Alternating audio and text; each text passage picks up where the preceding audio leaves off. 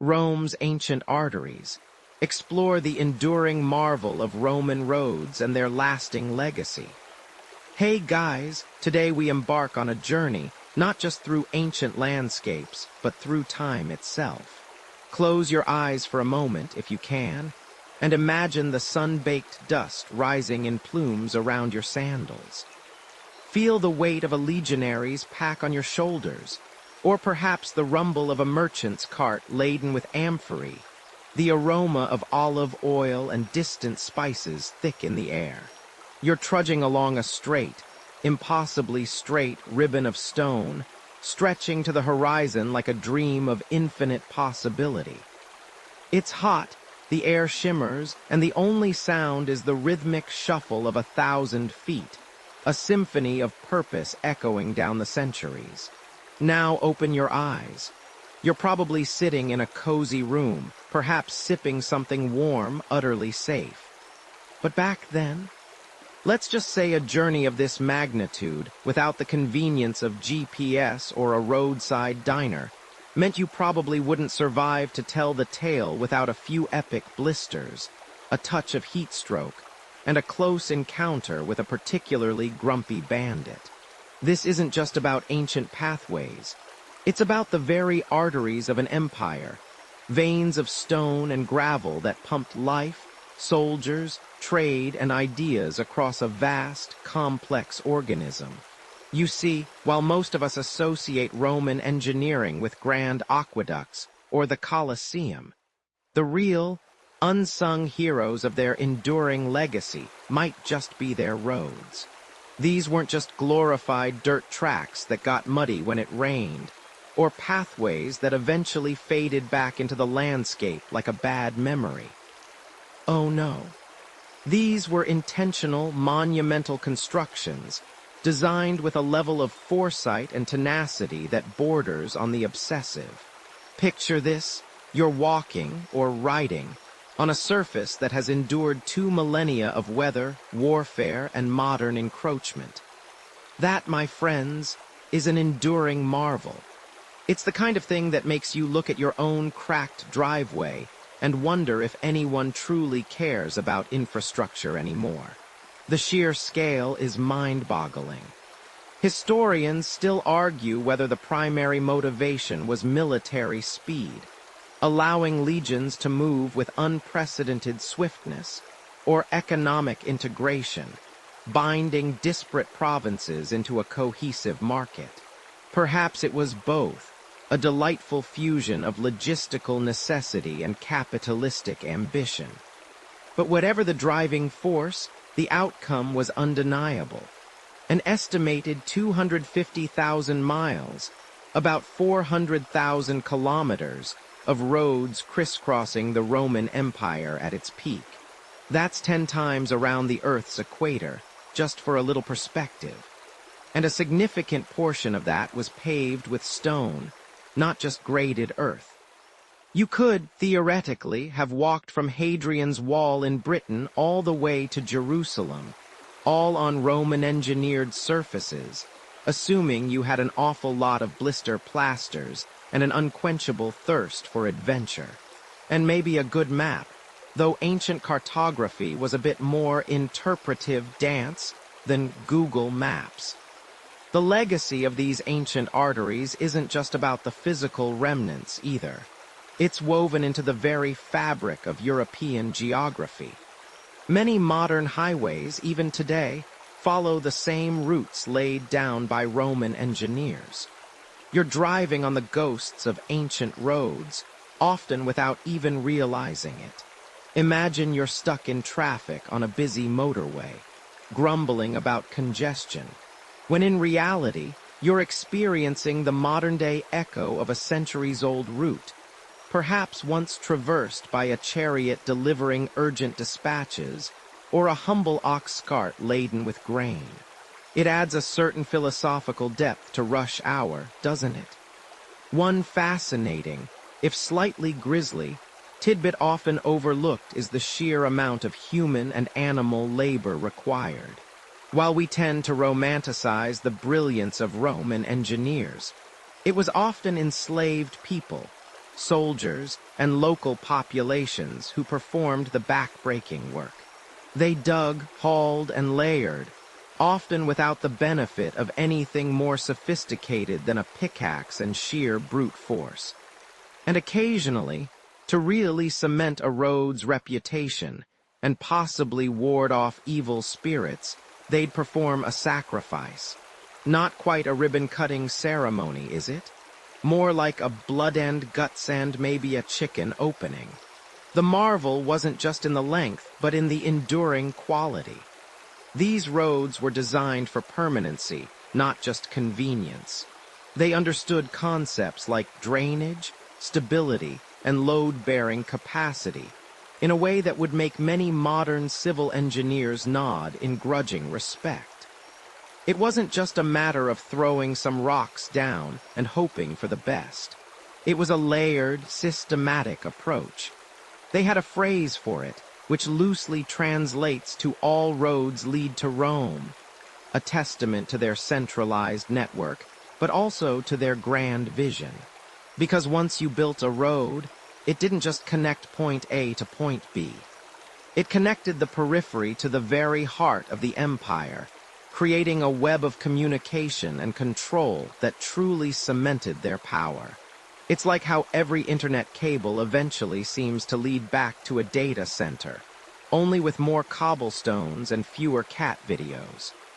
Their roads were the ancient internet, allowing information, decrees, and legions to travel at a speed previously unimaginable, consolidating power and spreading Roman culture, whether you wanted it or not.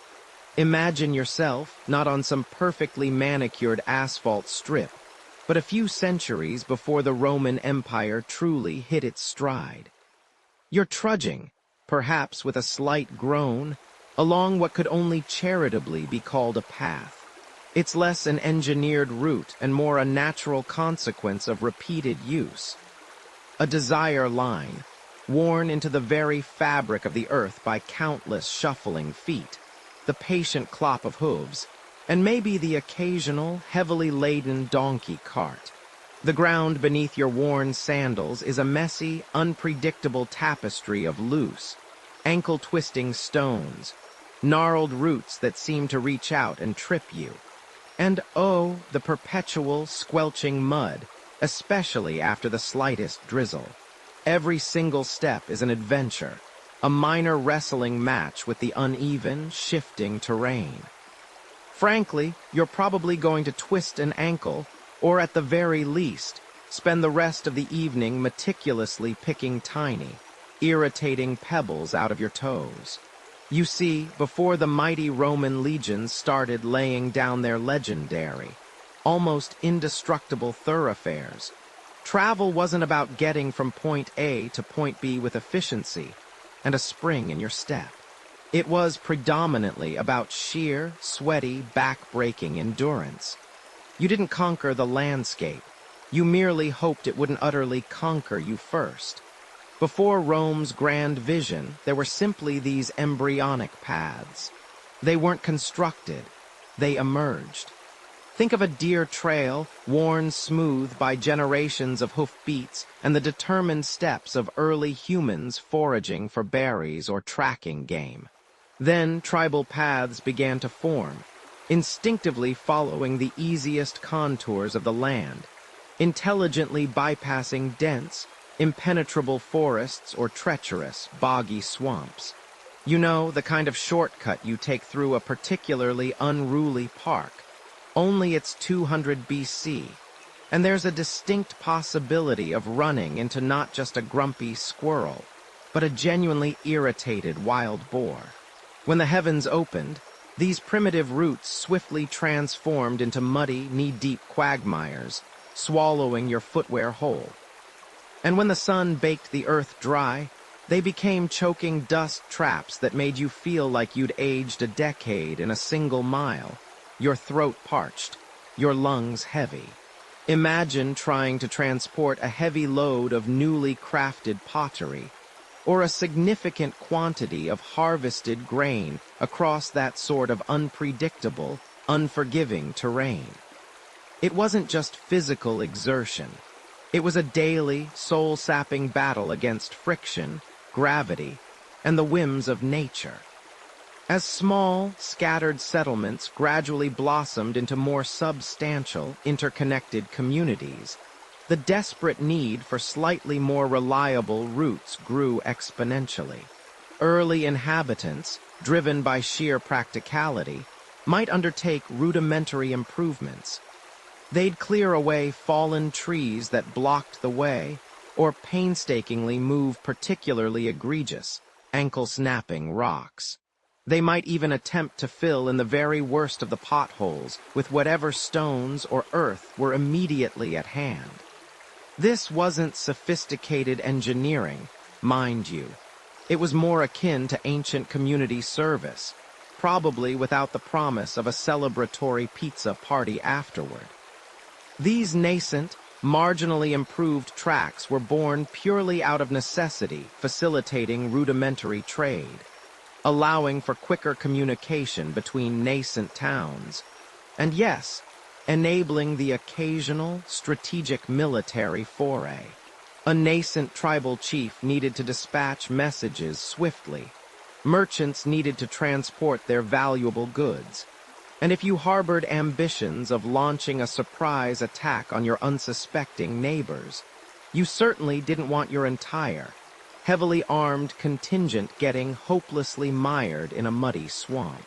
Now, it's absolutely crucial to acknowledge that the Romans weren't the very first people on the planet to conceptualize the idea of building dedicated roads. Other impressive civilizations certainly had their moments of rudimentary road-building brilliance. The Etruscans, for instance, constructed some surprisingly robust early roads, often ingeniously cut directly into the underlying bedrock. Similarly, some of the more advanced Greek city-states boasted impressive, albeit localized, paved sections within their bustling urban centers. Even the formidable Carthaginians reportedly developed some relatively decent routes, specifically designed to accommodate the passage of their terrifying war elephants. Though, it must be said, historians still robustly argue whether these constituted truly extensive, connected road networks, or were simply reinforced tracks built for very specific logistical purposes. But here, my friend, is the crucial distinction, the real kicker. These were almost universally localized, piecemeal efforts, often serving immediate, limited needs within confined geographical areas. They utterly lacked the breathtaking scale, the obsessive standardization, the unwavering quality control, and the truly visionary, long-term strategic intent that would, in time, become the unmistakable hallmark of Roman construction. It was, if you'll permit the analogy, like comparing a charming, meticulously crafted garden path, designed for leisurely strolls to the grand, interconnected arteries of an interstate highway system. Both undoubtedly served a purpose, but one clearly involved significantly more foresight, more resources, and a whole lot more expertly laid stone. So, when did the Romans truly begin to get serious about their asphalt-free infrastructure? It started, as so many profoundly impactful Roman innovations did, with a stark and undeniable military necessity. The earliest Roman roads, the ones that first began to hint at their future glory, weren't designed for bustling commerce or leisurely Sunday drives through picturesque landscapes. Here's a mainstream historical fact for you, etched into the annals of time. The absolutely primary purpose of the earliest Roman roads, epitomized by the incredibly famous Via Appia, was purely strategic and military. These meticulously planned routes allowed for the astonishingly rapid movement of legionaries, ensuring swift deployment to quell brewing rebellions, reinforce far-flung garrisons, or launch audacious new conquests into untamed territories. If you could move your disciplined, heavily armed army quickly, you possessed an overwhelming, almost unfair, advantage over any enemies who were still slogging tediously through ankle-deep mud, or hacking their way through dense wilderness. This wasn't about elegantly connecting quaint little farming villages. It was about stringently connecting vital strategic military outposts and keeping the formidable Pax Romana firmly, unyieldingly in place, even if that peace was often enforced at the sharp, unblinking point of a very well-polished gladius. The profound transition from these relatively simple military tracks to the truly elaborate, multi-layered masterpieces we now marvel at was a gradual process, but one that proved utterly revolutionary. The pragmatic Romans, ever keen observers, swiftly grasped the inherent shortcomings of basic dirt roads. They eroded alarmingly quickly. They frequently became impassable after inclement weather, and they demanded constant, back-breaking maintenance. Their ingeniously elegant solution: layers, and lots of them.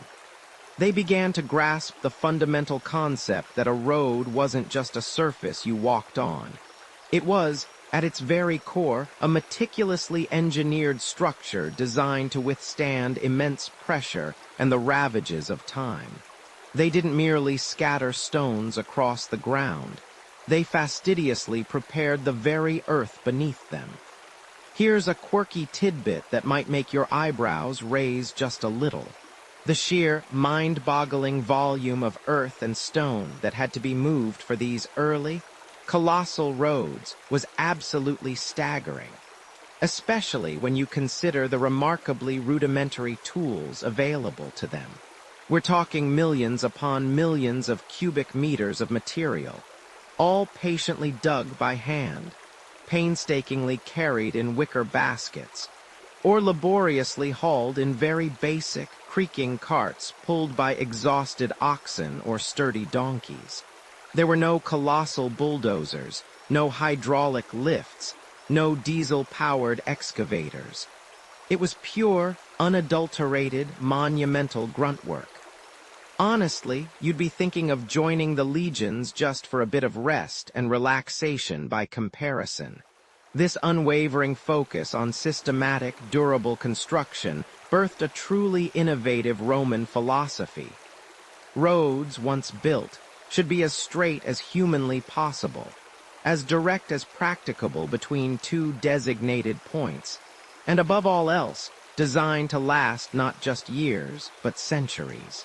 They enthusiastically embraced the concept of the agger, a cleverly raised embankment that ensured excellent drainage and crucial elevation, literally lifting the road high above the surrounding, often sodden, terrain.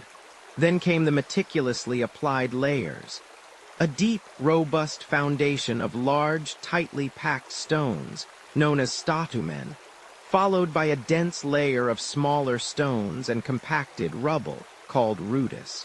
Over this, they poured a layer of concrete-like material, the nucleus, often a mixture of lime, sand, and gravel, sometimes even incorporating broken pottery shards for added strength. A sort of ancient, recycled aggregate. And finally, the glorious, meticulously fitted paving stones, the summa crusta, were laid with astonishing precision, forming the durable, smooth surface we often imagine. It was an elaborate, multi-tiered sandwich, designed not just for incredible strength and load-bearing capacity, but specifically for superior drainage. Water, the insidious enemy of any road, was systematically channeled away, often into carefully constructed ditches running parallel to the road. This wasn't just about facilitating efficient travel. It was about projecting immense power, ensuring seamless communication, and establishing an undeniable sense of Roman permanence. You could say, with a wry smile, that they were literally paving the way for their own eternal legacy, one meticulously placed, heavy cobblestone at a time. The morning mist still clings to the distant hills, but down here, where the sun is just beginning to cut through, you can already feel the hum of anticipation. You're standing on the edge of a vast, untamed landscape, a wilderness of gnarled oaks and meandering streams, a place that soon will be crisscrossed by the straightest, most enduring lines ever etched by human hands. Before a single shovel bites into the earth, before the first stone is laid, there's a delicate, almost ethereal dance happening right in front of you. A team of men, their faces etched with concentration, moves with a purposeful rhythm. They are the mensors, the surveyors, and they are the unsung cartographers of Roman ambition, the ones who literally draw the future with string and shadow. You watch as one man meticulously levels a tripod-like device, its wooden arms extending like some ancient, skeletal spider. This isn't about guesswork. This is about precision, about coercing the very land into submission, forcing it to accept a path as direct and unyielding as Roman will itself. And that skeletal spider, that, my friend, is most likely a groma. Imagine a vertical pole with a horizontal crosspiece from which 4 plumb bobs dangle. Sounds simple, right? Well, in the hands of a skilled agrimenser, this seemingly rudimentary tool becomes a geometric powerhouse. By aligning 2 plumb lines with a distant marker, then rotating the instrument, they could establish perfectly perpendicular lines. Think about trying to line up 2 sets of dangling strings to create a perfect right angle across a bumpy field, all while squinting against the rising sun. It's less like playing an arcade game and more like performing highly precise surgery with a fishing line. Forget your laser levels and GPS.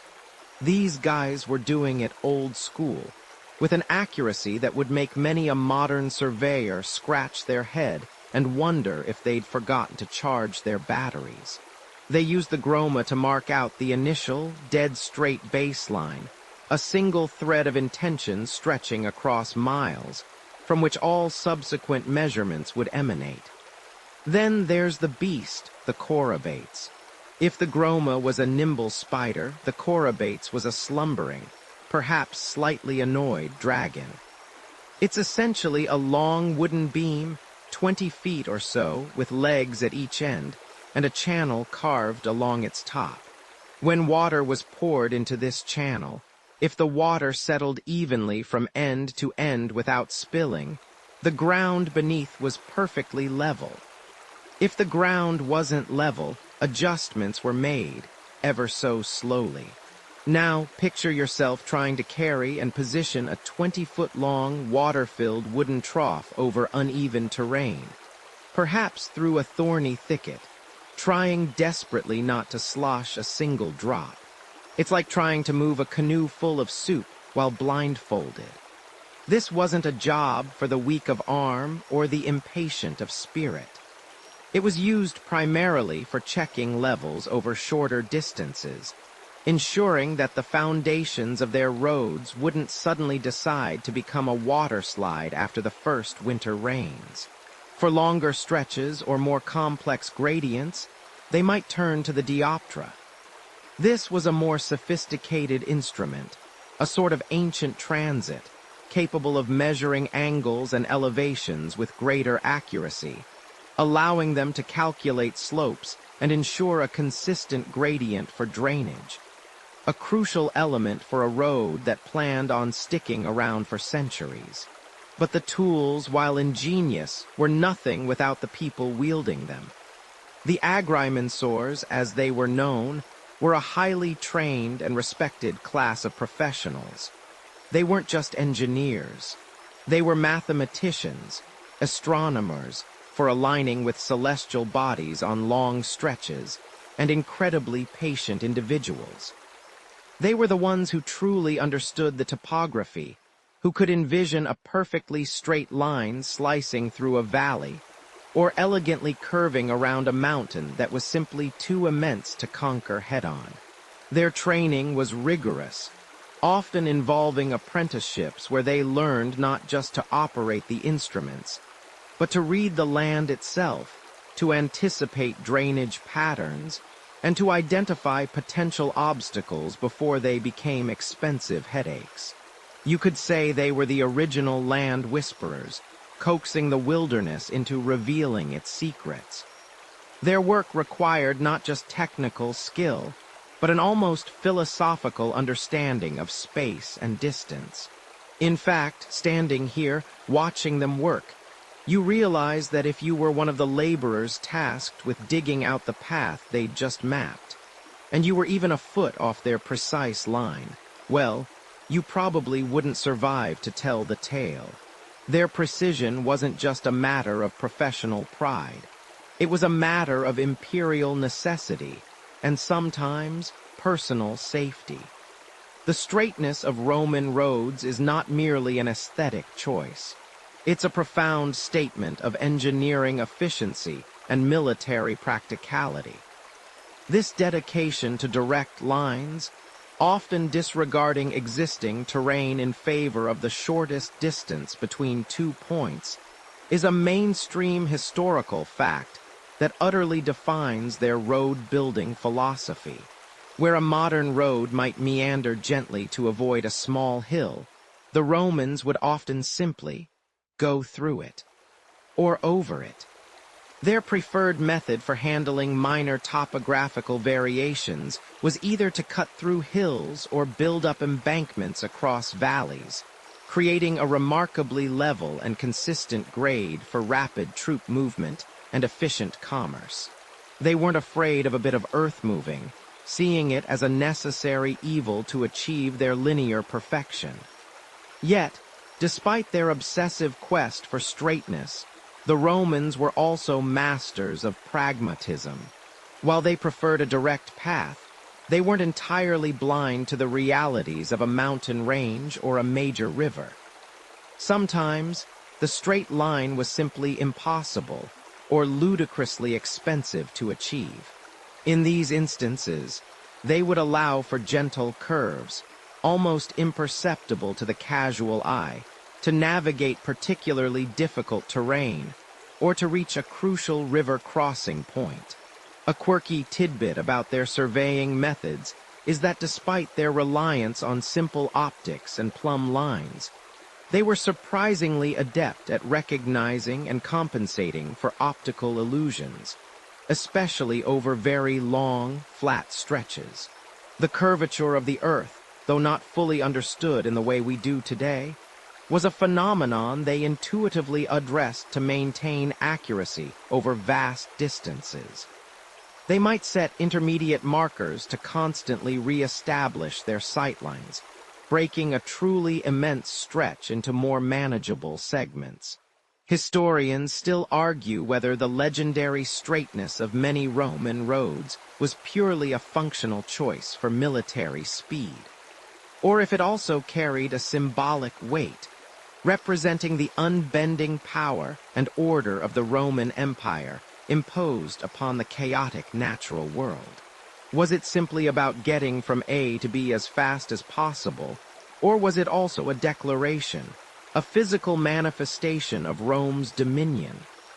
Regardless, the painstaking process of surveying, of laying out these lines of intent, was the essential first step. It was the moment the invisible became visible, when the dream of an empire connected by its arteries began to take concrete form, even if that concrete was still just a twinkle in a surveyor's eye. The very act of mapping, of delineating the path, was a colossal undertaking in itself, a testament to their unwavering vision. And once those lines were drawn, once the path was set, there was no turning back. The real work, the back-breaking, sweat-drenched, dust-choked work of building was about to begin. You stand at the edge of what will soon be a monumental cut across the landscape. The surveyed lines stretching out before you like an invisible, unyielding promise etched onto the earth. The air hums with anticipation, Or perhaps it's just the buzzing of a particularly aggressive Roman mosquito. You grip the heavy dalabra, the pickaxe feeling like an extension of your own weary arm, its iron head glinting under the relentless Mediterranean sun. Around you, the rhythmic thump of 100 other picks joining yours creates a hypnotic beat, a primal drum guiding this colossal endeavor. This isn't just about moving dirt. It's about shifting mountains, metaphorically speaking, to lay the very groundwork for an empire's enduring legacy. The first few swings are always the hardest, breaking through the resistant topsoil, thick with tangled roots and ancient secrets. You feel the jar of impact reverberate up your arms, a dull ache already settling in your shoulders. Sweat, thick and gritty, streams down your face, stinging your eyes. You wipe it away with a calloused hand, leaving streaks of earth and grime. The ground here is stubborn, a mix of compacted clay and gravel, a testament to centuries of natural settling. But stubborn or not, it must yield. This isn't just a ditch. It's the genesis of an engineering marvel, a vast, linear scar upon the land that will eventually carry legions, commerce, and culture. You watch as the foreman, a gruff centurion with a scar snaking down his cheek, barks orders in Latin, his voice cutting through the din. His eyes miss nothing, scanning the lines of laborers, ensuring every swing is purposeful, every scoop of the pala, the Roman shovel, is full. Legionaries often initiated and supervised these monumental digs, setting the pace, ensuring the meticulous adherence to engineering specifications. But the sheer, back-breaking bulk of the excavation work, that usually fell to a mix of conquered peoples, local populations compelled into service, and yes, countless slaves. Imagine the scene.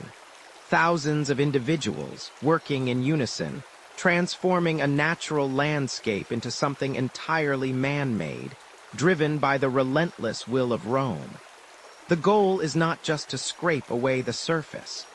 Oh no, that would be far too simple, far too flimsy for the weight of an empire.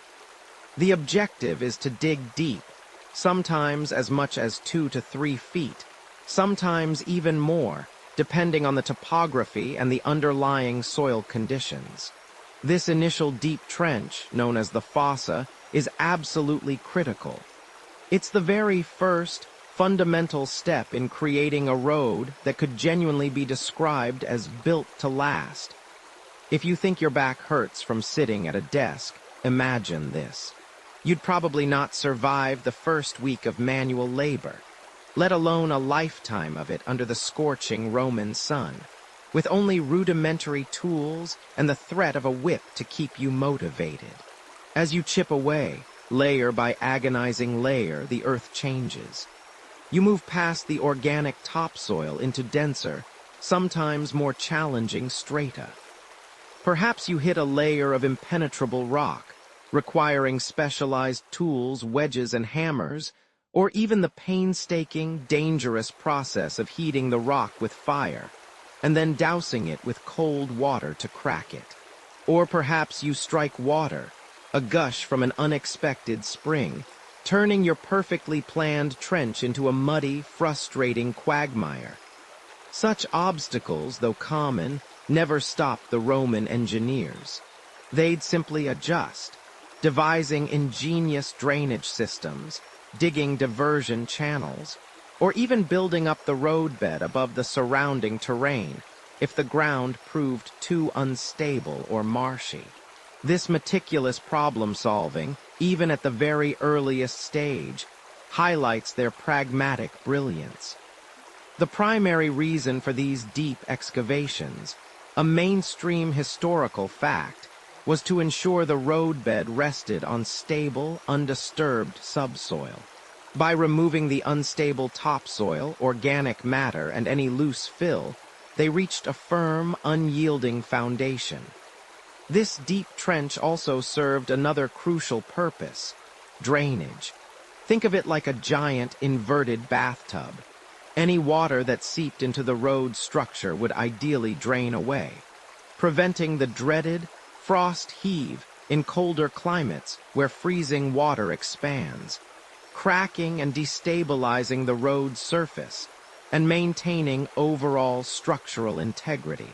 Without this robust foundation, the magnificent layers of stone that would follow would simply sink, shift, and crack under the constant weight of traffic.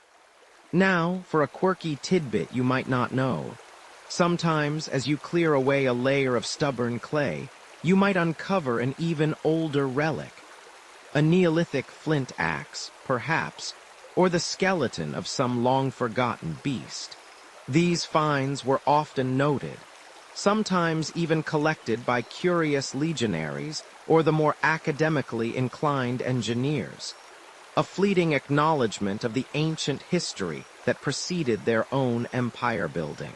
Imagine striking your pickaxe against something that felt wrong, only to find a perfectly preserved, millennia-old artifact. It must have been a strange moment of connection across vast stretches of time. Historians still argue whether the depth of these initial excavations was primarily for drainage, reaching stable bedrock, or simply a standardized practice regardless of local conditions. Some scholars suggest that the Romans over-engineered their foundations, digging deeper than strictly necessary in many instances, as a kind of fail-safe for their monumental investment. Others contend that the varying depths found across the empire precisely demonstrate their adaptability and engineering prowess, tailoring the excavation to the specific geological challenges of each region. Regardless of the precise emphasis, the commitment to a deep, stable base was unwavering.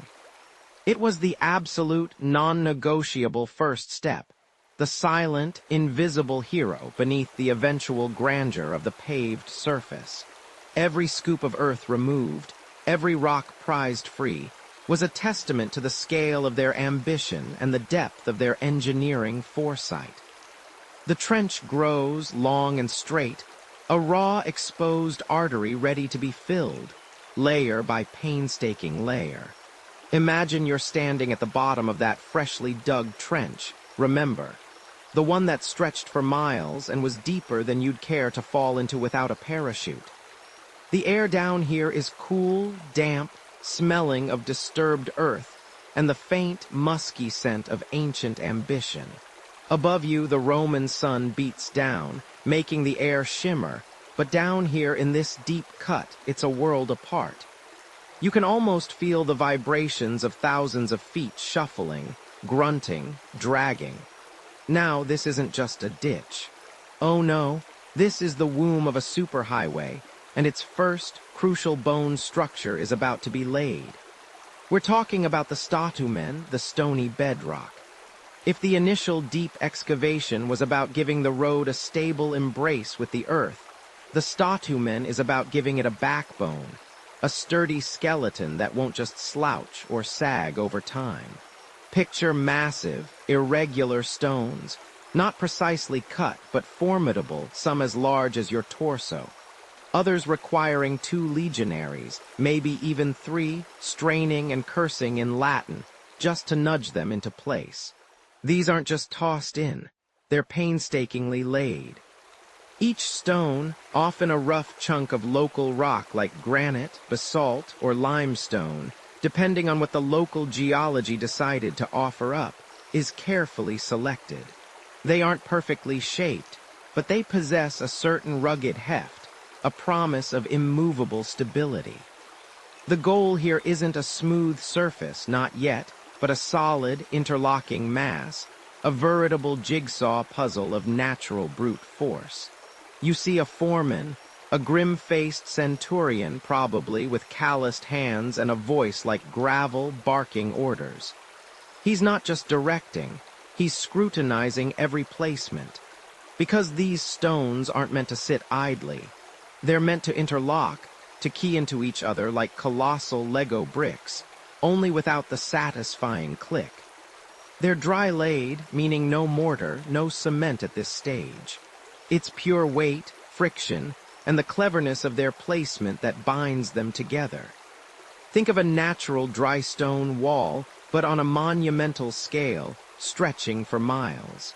It's an exercise in monumental patience and backbreaking labor. This isn't a quick job. You're probably thinking, just dump some rocks in, right? Oh, sweet summer child, if only it were that simple. Each stone has to find its neighbor, nestling snugly against it, often with smaller stones and rubble, called spolia, wedged into the gaps to reduce movement and create an even tighter matrix. It's like building a giant, immovable fortress foundation, but upside down, right there in the ground. The idea is to create a well-drained, rigid base that will distribute the weight of the layers above and the constant parade of legions, wagons, and citizens. If this layer shifts, the entire road is compromised. And let's be real, if you were one of the laborers on this project, a common foot soldier, or more likely, a conscripted local, or even a slave, you probably wouldn't survive this job without some serious chiropractic issues later in life. Or, just not surviving it at all. The mortality rates on these grand public works were, shall we say, less than ideal. No hard hats, no safety harnesses, just brute strength and a very persuasive overseer. That cheeky reality check for you. A mainstream historical fact.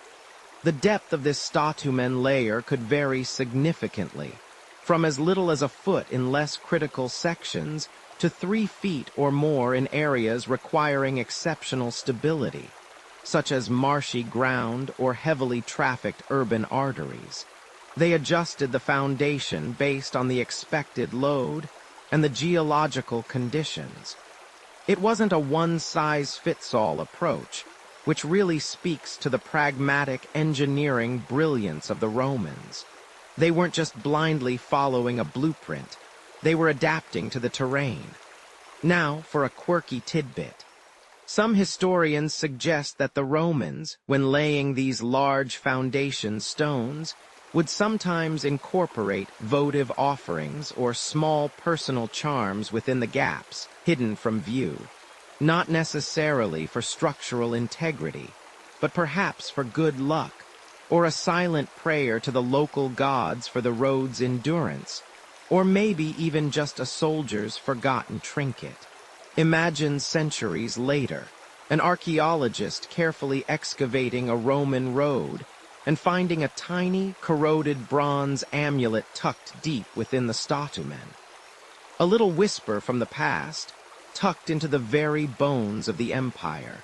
It adds a certain mystique to those otherwise purely functional rocks, doesn't it? The overall slope of the statumen itself was also crucial. Remember how we talked about drainage. The entire road bed was often laid with a slight camber, a gentle convex curve, highest in the middle and sloping down to the sides. Even at this foundational layer, that camber was initiated. This meant that any water that seeped through the upper layers wouldn't pool and undermine the roadbed. Instead, it would be directed outwards, away from the core structure, often into side ditches designed to carry it away. It's the ancient equivalent of a sophisticated storm drain system, only built from the ground up, literally. Historians still argue whether the precise angle of the camber was standardized across the empire, or if it was adapted purely based on local rainfall patterns and geological conditions. Was there a central Roman engineering manual, a secret scrolls of road-building wisdom, that dictated a universal 1/60 slope? Or did individual legions and their engineers simply eyeball it, relying on centuries of empirical knowledge passed down through generations of stonemasons and military sappers? It's a fascinating debate, highlighting the blend of rigid Roman standardization and practical, on-the-ground improvisation that often characterized their monumental projects. As you look around this massive trench, filled with the first layer of truly massive stones, you can almost hear the rhythmic clinking of hammers on stone, the grunts of exertion, the shouted commands echoing off the freshly cut earth. It's a symphony of raw labor, all orchestrated to create something that would endure for centuries. The statumen isn't pretty, it's not glamorous, but it is the unyielding heart of every Roman road. It's the silent, stony promise that what's built upon it will stand the test of time, weathering invading armies, ceaseless traffic, and the slow, inexorable march of millennia. This isn't just a layer of rock, it's a statement. A statement in stone declaring, "We are here and we intend to stay." And they did. The very ground beneath your imaginary feet feels denser, more resolute, as these interlocking giants settle into their eternal rest, forming the very spine of the Roman world. This formidable base, this stony bedrock, acts as the primary load-bearing stratum, designed to resist differential settlement and provide a stable platform for all subsequent layers. It's what allowed their roads to handle the immense weight of imperial expansion, year after year, century after century. You feel the earth vibrating beneath your sandals, a low hum that speaks of relentless effort.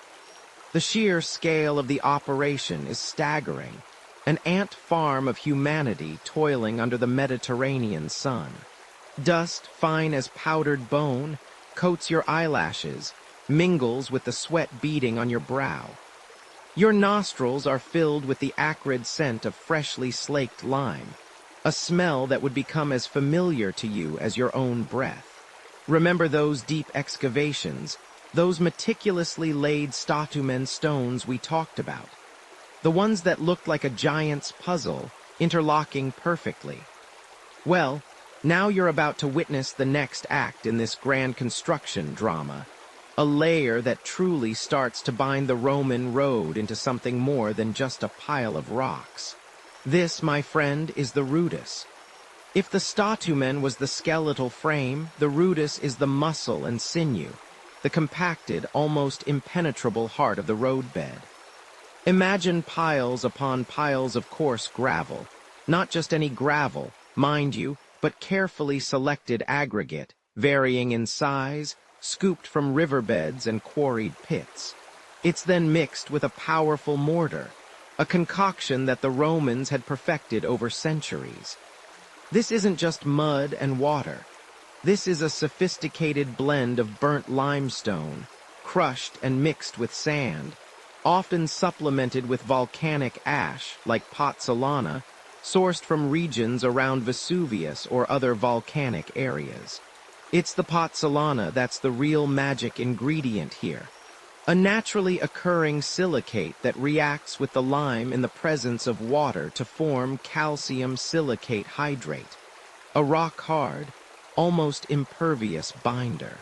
This gives it that incredible hydraulic quality, meaning it hardens even underwater, making it exceptionally resilient to moisture. A crucial feature for a road designed to endure millennia of rain, snow, and fluctuating ground conditions. So you're looking at what's essentially a very early, very robust form of concrete, far superior to anything that came before it, and arguably, in some respects, even some materials that came much later. It's the secret sauce, the special recipe that elevates Roman engineering from mere construction to an art form. The scene before you is one of constant, rhythmic motion. Workers, many of them soldiers, mind you, or enslaved people, a stark reality of the Roman engineering marvels, are hauling basket after basket of this gravel mortar mix. The baskets, woven from sturdy reeds or wood, are heavy, straining the shoulders of those who carry them, their backs bowed under the weight. They spread it evenly, a thick, consistent layer, typically around 8 to 12 inches deep across the width of the road. And then comes the truly backbreaking part, compaction. No fancy steamrollers here, no rumbling engines. Oh no. Here you see lines of men, sometimes dozens of them, stretching across the roadbed, each armed with a heavy wooden rammer. These aren't just sticks. They're substantial logs, often 6 to 8 feet tall, with a broad, flat base, sometimes iron-shod, designed to deliver maximum impact. Thump, thump, thump. The sound echoes across the landscape, a percussive symphony of human will meeting unyielding earth. The rhythm is hypnotic, relentless, a grim soundtrack to progress. Each swing of the rammer sends vibrations up your arms, through your shoulders, rattling your very bones. You'd be lucky if your spine remained perfectly straight after a few years of this work. Indeed, you probably won't survive this kind of sustained physical torment without some serious wear and tear on your joints, or perhaps a permanent stoop. It's a testament to human endurance, or perhaps the harsh realities of ancient labor. They're not just pounding it randomly either. This is precise, methodical work. They're aiming for maximum density, expelling any air pockets, making sure every single particle of gravel is nestled snugly within that hardening mortar. It's like trying to get all your laundry folded perfectly and fitted into a suitcase, but instead of clothes, it's rocks. And instead of a suitcase, it's an empire's worth of road. And honestly, it smells, well, it smells like a construction site from 2,000 years ago. A bit dusty, a bit mineral, perhaps a faint hint of sweat, and the ever-present tang of wet lime. Not exactly a candle scent you'd find at your local spa, unless your spa is deeply committed to historical accuracy and questionable hygiene. Now, here's a mainstream historical fact for you. Roman concrete, especially that made with pozzolana, was so durable that many structures built with it, like the Pantheon's dome, are still standing today, millennia later. Modern concrete, while strong, tends to degrade faster due to different chemical compositions and construction techniques. The Romans really cracked the code on this one. And for a quirky tidbit, some historical texts suggest that in certain regions, Roman builders would add animal hair or even blood to their mortar mixes. Not for strength, mind you, but perhaps for workability, or maybe, just maybe, they thought it added a bit of spirit to the structure. Imagine explaining that to your foreman. Yeah, just need a bucket of goat's blood, boss, for the rudest layer. It's for structural integrity, honest. The sheer scale of material handling alone is mind-boggling. Think about the logistics. Where did all this gravel come from? How far was it transported? Historians still argue whether the Romans consistently used dedicated quarries and riverbeds for aggregate, or if they often simply made do with what was readily available along the route, adapting their mortar mix accordingly. This adaptability would speak volumes about their engineering pragmatism. But it also means each road could have its own unique recipe, a secret blend of local geology and Roman ingenuity. This compacted rudous layer serves several critical purposes. Firstly, it creates a stable, unyielding base on top of the statumen, distributing the weight of traffic evenly. Imagine a heavy legionary marching across. Without this layer, his foot would simply sink into loose gravel, creating ruts and unevenness. With the rudis, his weight is spread, the impact absorbed. Secondly, it acts as a capillary break, preventing moisture from rising up from the ground below and undermining the road's upper layers through frost heave or water damage. It's essentially a built-in drainage system, a barrier against the insidious forces of nature that seek to reclaim everything. They truly thought of everything, right down to the tiny water molecules trying to mess up their perfectly engineered pathways. It's almost as if they had a giant, invisible umbrella for their roads, but instead of rain, it was groundwater. The rootless layer, once thoroughly compacted, becomes a monolithic slab, a precursor to the final, more refined surface. It's a testament to the Roman obsession with permanence, a foundational principle that permeates every aspect of their engineering. This isn't just a road. It's a statement, a solid, unyielding declaration of imperial power, hammered into the very earth. And as the sun begins to dip lower, casting long shadows across the dusty construction site, you can almost hear the collective sigh of relief from the laborers as the day's pounding finally ceases, leaving behind another stretch of rock-hard foundation, waiting for its final touch. You've just seen the meticulous placement of the statumen, those large, interlocking stones, followed by the industrious tamping of the rudis, that packed layer of gravel and lime. Your muscles ache in ways you didn't even know muscles could ache. A deep, persistent hum from your shoulders down to your dusty soles. But there's no time for rest, not here, not now. The sun is still climbing, relentless, beating down on this sprawling trench that will soon become the empire's backbone. You watch as new carts arrive, not with more dry earth or rough stones, but with something different, something thick. This is it. This is the heart of the Roman road, the very reason these ancient arteries will outlast empires. This is the nucleus. And as the term suggests, it's the core, the dense, unyielding center that will give the road its legendary strength. What arrives now in those heavy, groaning ox carts is a remarkable mixture. A material that, to your modern ears, sounds strikingly familiar. Concrete. But not quite the precise concrete you know from your own time, poured from gigantic, whirring trucks. Oh no, this is the Roman version, a far more visceral, hands-on affair. Imagine large wooden troughs, perhaps just rough hollows dug right into the ground, where the magic happens. You see the laborers, their faces grimed with dust and sweat, shoveling in precise quantities. First, the lime-slaked lime, carefully prepared, a fine white powder that puffs into the air with every scoop. Then the aggregates. Not just any old gravel, mind you, but carefully selected, angular pieces of stone, pebbles. And here's a quirky tidbit for you, often crushed ceramic fragments, broken roof tiles, pottery shards from amphorae that once carried wine or olive oil. It's a remarkable testament to Roman practicality, isn't it? Waste not, want not taken to an entirely new level, repurposing shattered crockery into foundational strength.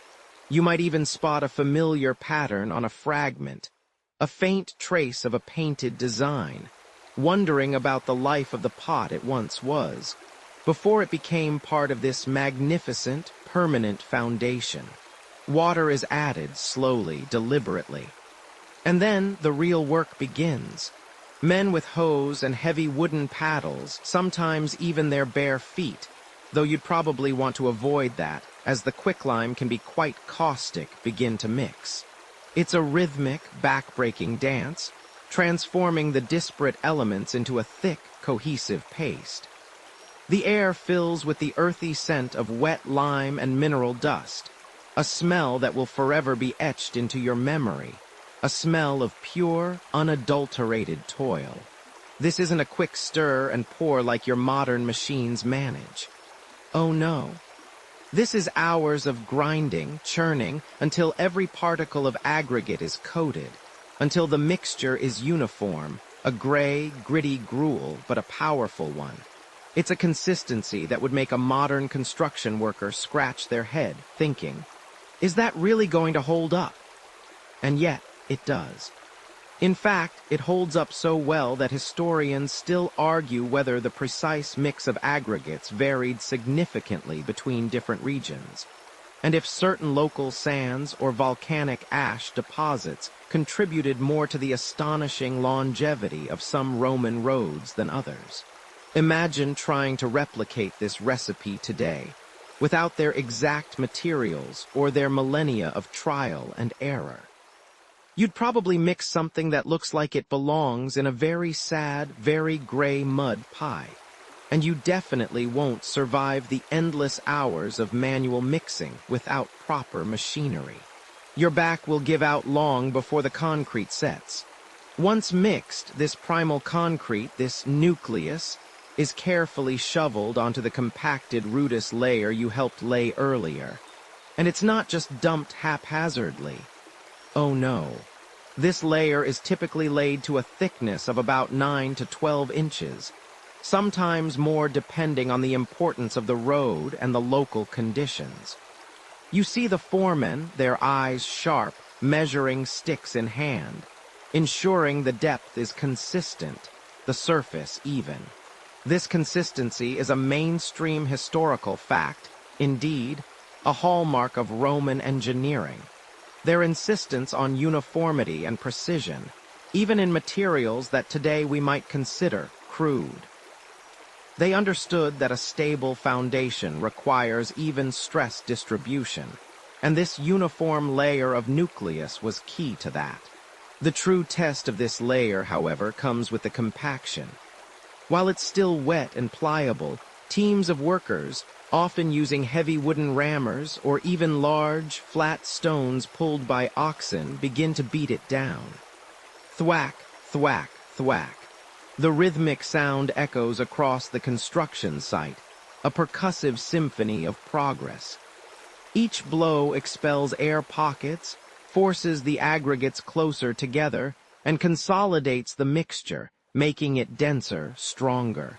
It's a brutal, relentless process, a test of endurance for both the material and the men.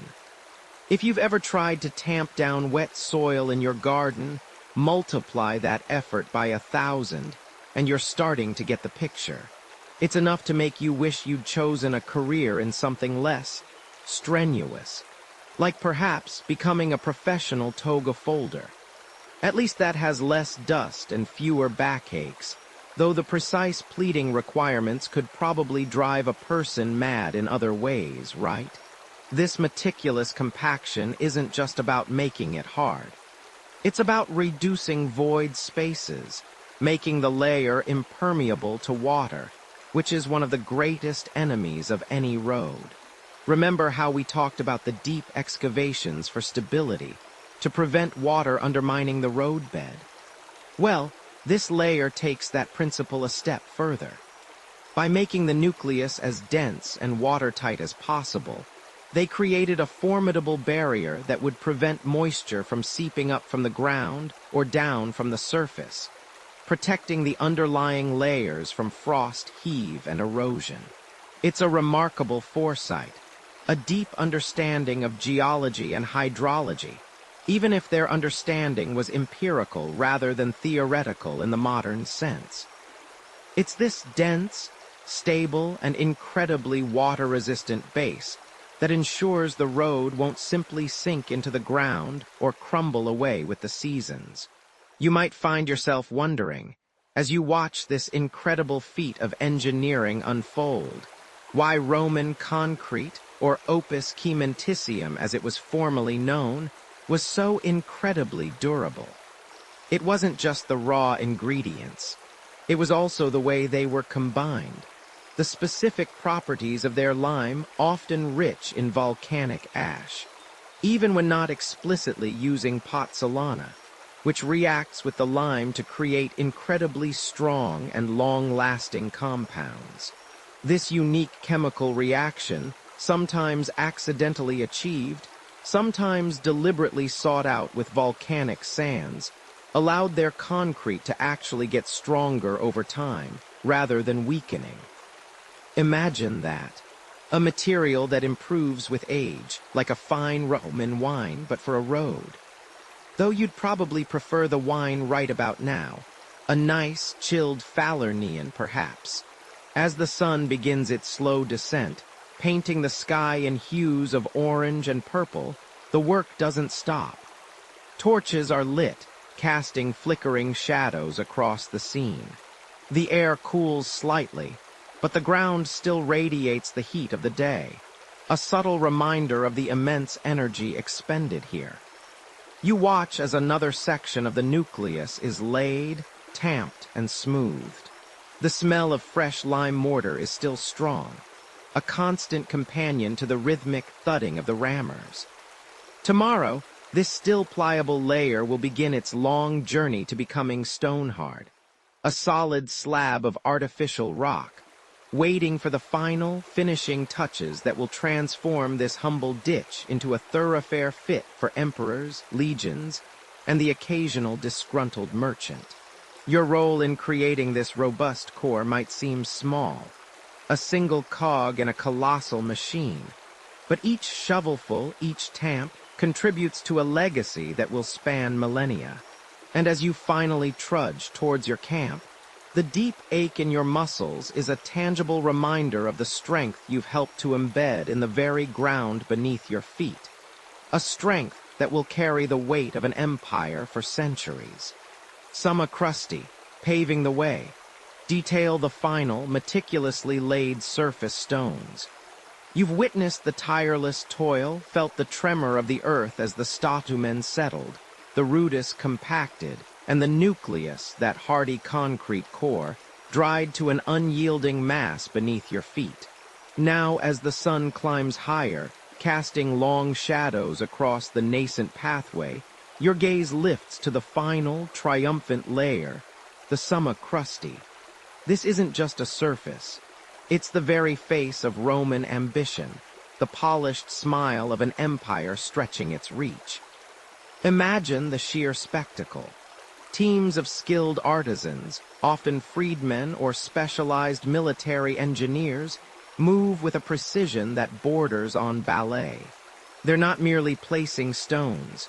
They're fitting pieces of a colossal, eternal jigsaw puzzle. Each stone, often a large, flat slab of basalt or another locally sourced, incredibly durable rock, is hoisted, nudged, and then carefully lowered into its designated spot. There's an almost audible thunk as it settles, sending a puff of fine dust into the air. These aren't just any rocks. They're often polygonal, multi-sided giants, cut with such accuracy that they interlock with their neighbors almost seamlessly, defying the need for copious mortar.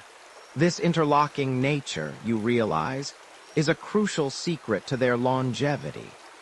It's like a massive, stony hug that prevents individual pieces from shifting or sinking, even under the relentless grind of countless legions and laden carts. You can almost hear the rhythmic chipping, the grunt of effort, the occasional shout of an overseer, their voice echoing in the dry air. Think about your own driveway or the street outside your house. How often do you see a pothole? Now imagine a road built almost 2 millennia ago that, in some places, still shrugs off the ravages of time, traffic, and terrible weather. The Romans, bless their meticulous hearts, just didn't do good enough. They aimed for forever, or at least, until the barbarians forget how to read blueprints. The focus now shifts to the meticulous placement, the delicate balance between brute force and geometric artistry. These stones aren't just laid flat. The entire surface is subtly curved, forming a gentle camber. This isn't for aesthetic appeal, though it certainly looks impressive. No, this carefully engineered convexity is a vital drainage system, a silent testament to Roman hydraulic ingenuity. Rainwater, instead of pooling and undermining the roadbed, simply flows off to the side, into the strategically placed ditches, what they called the fossae that flank every Roman road. It's a simple, elegant solution, and one that many modern road builders, much to your daily commute's chagrin, sometimes seem to forget. You see a worker carefully adjusting a stone, tapping it with a mallet, then stepping back, squinting before making a final minute adjustment. It's an obsession with perfection. Consider the sheer weight of these top stones. If one slipped or was dropped, especially during the hoisting process, well, let's just say you'd probably be out of commission for a week if you even survived the first day. It's not a job for the faint of heart, or for someone who skipped their morning gruel. Each stone is an individual challenge, a stubborn puzzle piece that must conform to the grand design. And when one doesn't quite fit, the sound of a hammer on a chisel rings out, as the stubborn rock is painstakingly reshaped, sometimes for hours, until it precisely matches its neighbors. This painstaking process and the resulting robustness allowed the Roman road network to stretch over an astonishing 250,000 miles, with over 50,000 miles of paved roads crisscrossing their vast empire at its peak. This wasn't just about moving armies. It was the circulatory system of their world, enabling unprecedented trade, communication, and administrative control across continents. Without these roads, the very concept of a unified Roman Empire, stretching from Hadrian's Wall to the deserts of North Africa, would have been an impossible dream. You watch as a particularly large stone, a true behemoth, is maneuvered into place. It's a moment of collective effort, grunts, and strained muscles. The overseer, a grizzled veteran with a face like worn leather, barks an instruction, his voice surprisingly calm despite the heavy labor. He points to a slight gap, barely perceptible to your untrained eye, and the workers immediately set about filling it, not with loose dirt, but with smaller, angular chippings, carefully wedged in to prevent any future shifting. Sometimes a fine lime mortar would be brushed into these final cracks, creating an even more impervious seal. But often, especially with the best-laid polygonal roads, it was just the sheer precision of the cut stones, their perfect fit, that held everything in place. Some Roman roads, particularly those leading to major ports or military installations, were actually lined with large curbstones, known as umbonis. These weren't just decorative. They served to keep the heavy-wheeled traffic chariots and carts on the designated paved surface, preventing them from eroding the softer shoulders. It's thought that these umbonis also had another, perhaps more whimsical, purpose. Some historians believe they helped guide blind travelers or those navigating in the dark, acting as a kind of tactile pathway. Imagine feeling your way along the edge of a Roman highway, the smooth stone a constant, comforting guide in the inky blackness. The air is thick with the scent of freshly cut stone, sweat, and perhaps a faint whiff of something distinctly Roman. You remember that crocodile dung sunscreen from earlier? Let's just hope it's not being used as a paving additive. The whole operation, from the initial surveying to this final layer, speaks volumes about Roman engineering philosophy. Build it once, build it right, and build it to withstand millennia of abuse. The sun begins its slow descent, painting the sky in hues of orange and purple. The rhythmic clink of hammer on chisel, the low murmur of voices, the focused energy of creation, it's a symphony of construction. You reflect on the sheer human effort, the collective willpower required to manifest such a network. It wasn't just about tools and techniques. It was about organizing vast numbers of people, ensuring supplies and maintaining discipline, often in harsh conditions. Historians still argue whether the cursus publicus, the Roman postal and transport system, was the primary driver for such expansive and durable road construction, or if the roads were simply a happy byproduct of military necessity and economic ambition. The truth, like so many historical questions, probably lies somewhere in the complex interplay of all these factors. As the final stones are settled, and the workers begin to gather their tools, a profound sense of accomplishment settles over the scene. This isn't just a road, it's a monument, a living artery of an empire. The summa crusti, reflecting the last rays of sunlight, gleams with a promise of enduring strength, a testament to a civilization that understood the power of connection, built one stone at a time. And as you imagine those first chariots thundering down this newly completed section, a faint smile touches your lips. They probably didn't have potholes, at least not for the first few centuries. That's progress Roman style. Drainage, engineered for longevity. You stand now on the final layer, the summa crusti, feeling the satisfying solidity of those carefully fitted polygonal stones beneath your boots.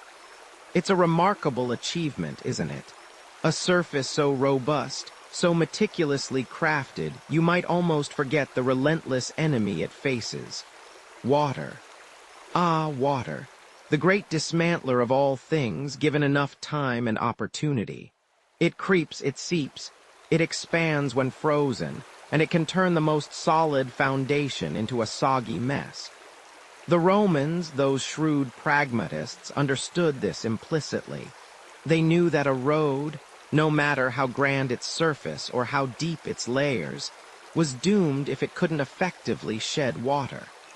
This wasn't just about keeping the road walkable. It was about protecting the entire colossal investment you've just seen laid down, from the statumen all the way up. Imagine, if you will, a sudden Roman downpour. Not a gentle sprinkle, but a proper, angry deluge. Without clever engineering, that precious summa crusti would quickly become a muddy riverbed, its carefully interlocked stones soon undermined. But that's not what happens. Instead, you notice something subtle but profoundly effective about the road itself. It's not flat. No, indeed.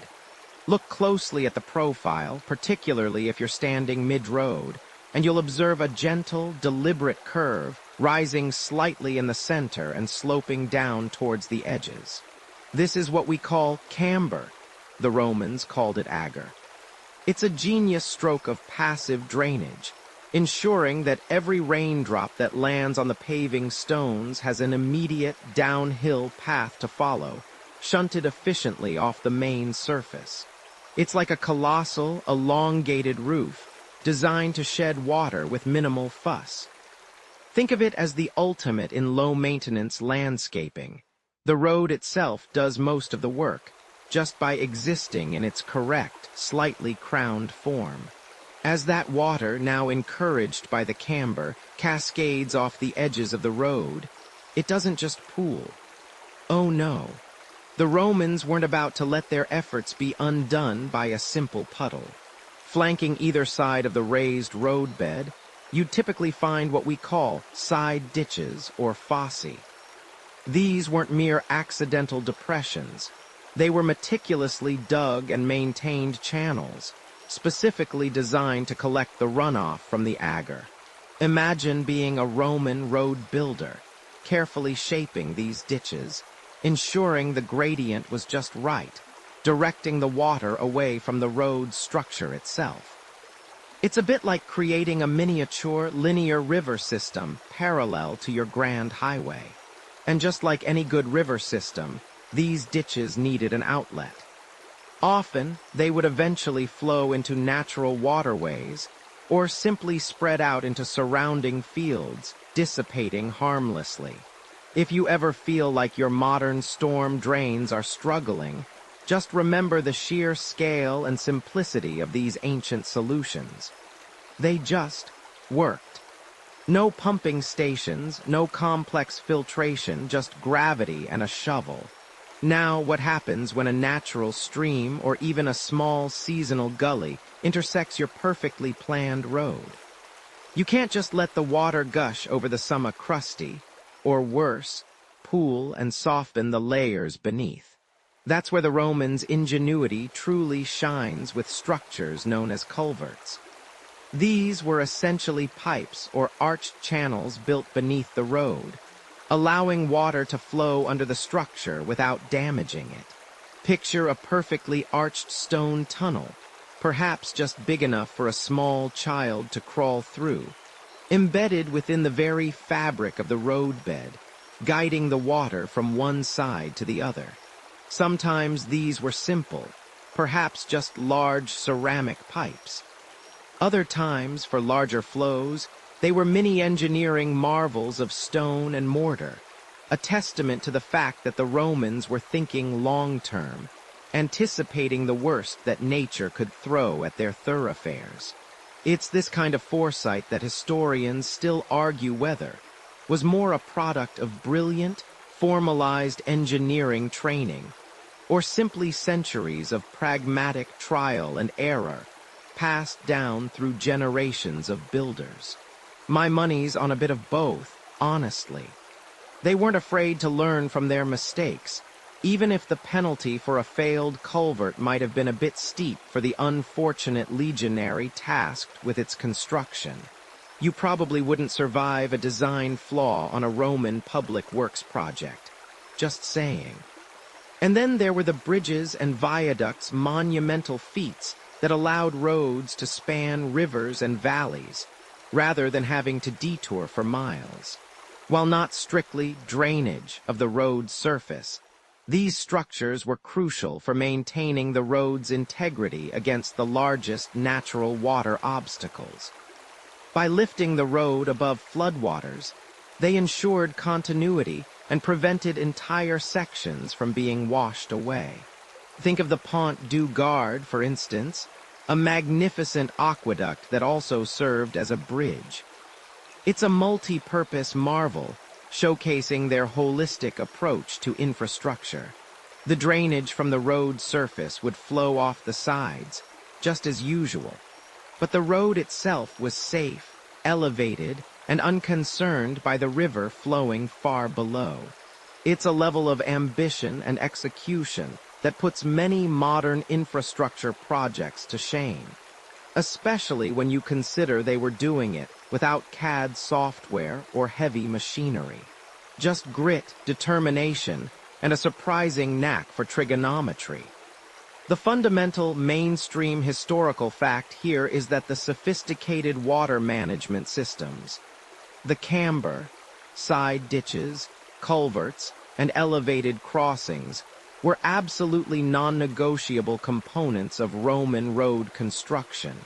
They were as vital as the foundation layers themselves, understood to be critical for the road's longevity and usability.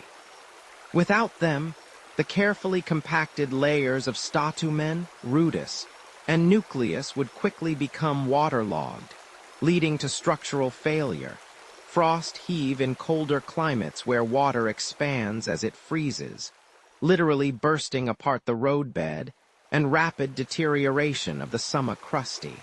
It's why, even today, you can sometimes see the faint outlines of Roman roads, not because the stones are still there, but because the underlying drainage has kept the earth stable for 2 millennia.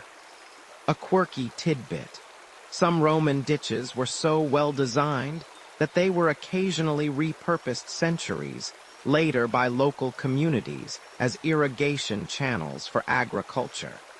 A testament to their enduring utility even beyond their original intent. It's like finding out your ancient ancestors' cleverly designed swimming pool is now a perfectly functional fish farm. Who knew? So, as you take one last glance at the road stretching out before you, shimmering slightly after that imagined shower, you understand that its endurance isn't just about the strength of its materials. It's about a profound respect for the elements, a recognition that the most powerful forces are often the most subtle.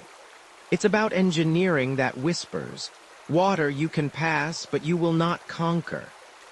And conquer it did not for thousands of years, thanks to these quiet, unseen heroes of the Roman road. The drainage systems. You wake and the Roman sun is already beating down on your eyelids. It's not a gentle awakening. It's the thud of a rammer against compacted earth, the clang of metal on stone, the distant shouts of a centurion, already impatient. You stretch, feeling the ache in muscles you didn't even know you possessed yesterday. Your hands, calloused and rough, instinctively reach for the familiar weight of your tools. This isn't lounging in a Roman bathhouse, sipping watered wine. This is the relentless, back-breaking reality of building an empire, one stone, one perfectly graded slope at a time. And trust me, if you weren't careful, one slip of that heavy stone, and you probably won't survive this shift. You'd be just another forgotten cog in the grand Roman machine, literally flattened into the very road you were constructing. When you consider the colossal engineering feats of the Roman Empire, your mind probably jumps to aqueducts arching across valleys, or massive amphitheaters rising like stone flowers. But the humble, everyday tools of the Roman worker were just as vital, just as ingenious, allowing them to transform landscapes with what, to our modern eyes, might seem like primitive technology. Yet surprisingly, many of their fundamental implements wouldn't look entirely out of place on a construction site today. You grip the smooth, worn handle of your dalabra, a tool that's part pickaxe, part mattock, perfect for hacking through tough soil and stubborn roots. It's got a heavy, double-ended head, one side pointed for breaking, the other flat for chopping. You swing it with a practiced rhythm, chipping away at the compacted earth of the trench. Beside you, another worker plunges his rutrum, a heavy, iron-shod spade, deep into the earth, scooping out the excavated soil with practiced ease and tossing it into wicker baskets. No fancy hydraulics here, just raw human power, amplified by well-designed leverage. Further down the line, a team clears the path ahead with their sacurus, the Roman axe, sharp and heavy enough to fell trees or trim logs for the wooden scaffolding that supports temporary structures. You occasionally wonder if they ever accidentally chop off their own foot with that thing. Probably happens more than you'd care to think about, though the Roman medical care was surprisingly advanced for its time. Not that it would save your foot. Remember how meticulously the surveyors mapped out this route with their groma and chorobates. Well, the precision didn't stop there. Down in the trenches, it's all about maintaining those exact depths and levels. Your foreman constantly checks your work with simple measuring rods and plumb bobs, ensuring that the statumen layer will be perfectly flat.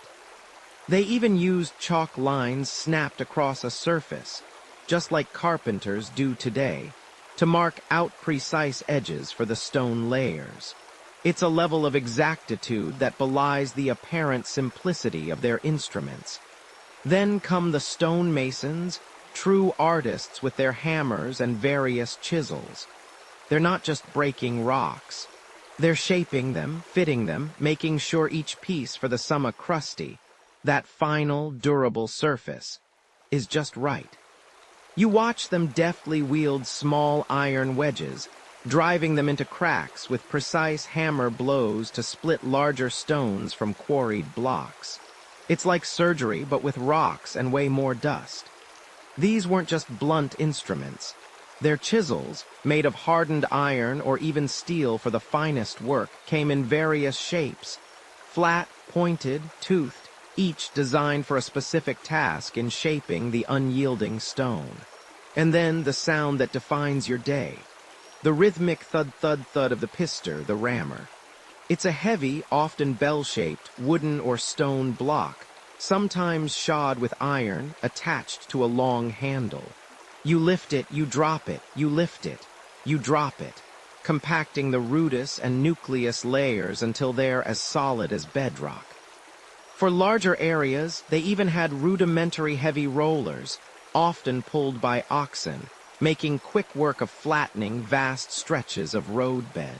This widespread adoption of heavy rollers and rammers across the empire, ensuring unprecedented compaction of road layers, is a mainstream historical fact that underscores their deep understanding of engineering principles. It makes you realize that while they didn't have steamrollers, they certainly understood the principle of compaction and scale. Moving those massive stones into place for the statue men or the larger crusty blocks. That's where brute force meets clever physics. Long, sturdy wooden levers are your best friends, allowing a few men to shift stones that would otherwise require a dozen. And for the really monumental blocks, you sometimes see simple tripod-based hoists, perhaps with a rope and pulley system involving a wooden drum or capstan. These aren't the towering cranes of modern cities, but they are incredibly effective for the weight and materials they handled, demonstrating a pragmatic application of mechanical advantage. You'd think with all this ingenuity, they'd invent something to do the lifting for you, right? A kind of proto-forklift. But then, where would all the eager, muscle-bound legionaries and enslaved workers get their daily workout? The Romans, it seems, weren't quite as keen on labor-saving devices as they were on conquering the known world and keeping everyone busy.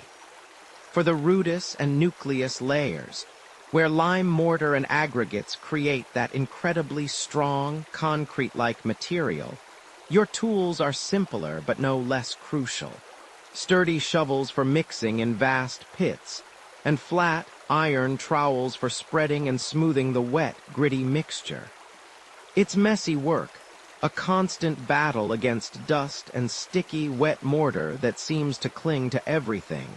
What's truly fascinating is that while the Romans were masters of iron for their cutting and striking tools, the handles of most of these implements were simple, durable wood, often carved and smoothed by hand.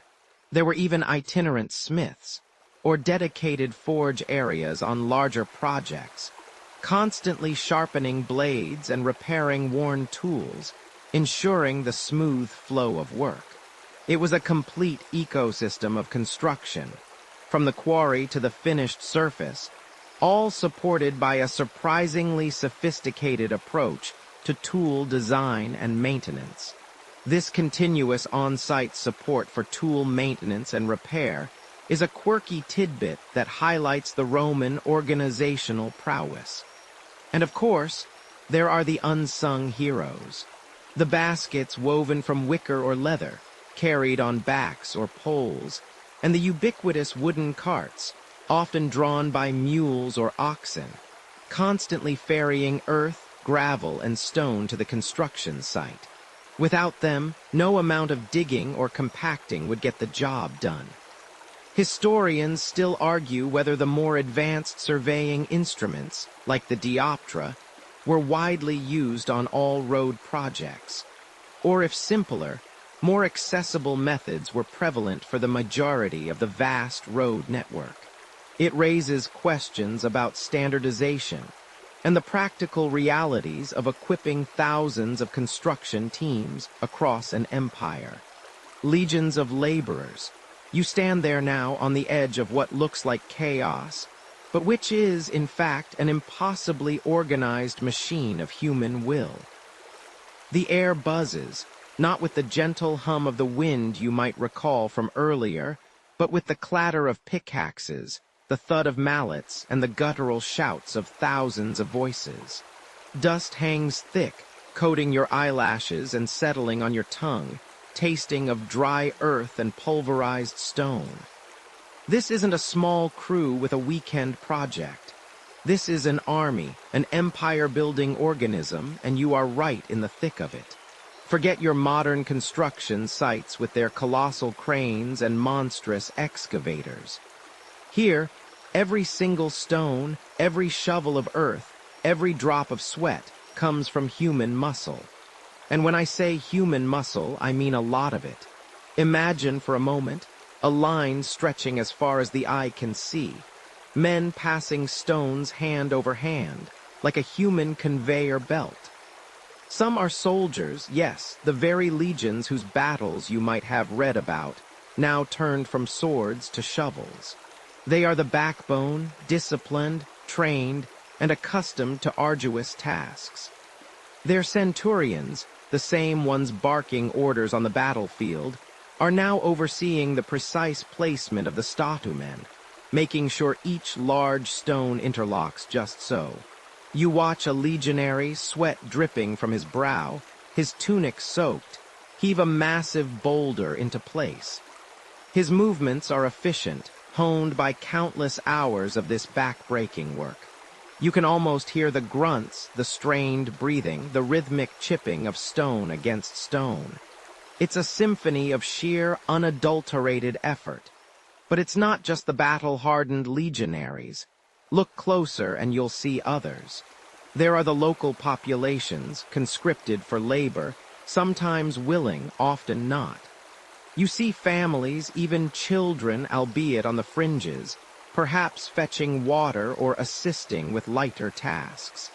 And then there are the slaves. Thousands upon thousands of them, toiling under the relentless sun, their fate intertwined with the expansion of Roman might. Their contribution is immense, immeasurable, and undeniably brutal. It's a stark reminder that while these roads were wonders of engineering, they were also monuments built on the backs of untold suffering. In fact, if you were one of these unfortunate souls, digging and hauling all day, every day in the conditions they faced, well, you probably won't survive this. A bad cut, a fever, an infected blister, and your shift is permanently over. It's a sobering thought amidst the grand scale of it all. The organization of this colossal workforce was nothing short of brilliant, a testament to Roman administrative prowess. Each section of the road was assigned to a specific legion or a detachment of workers, with clear targets and deadlines.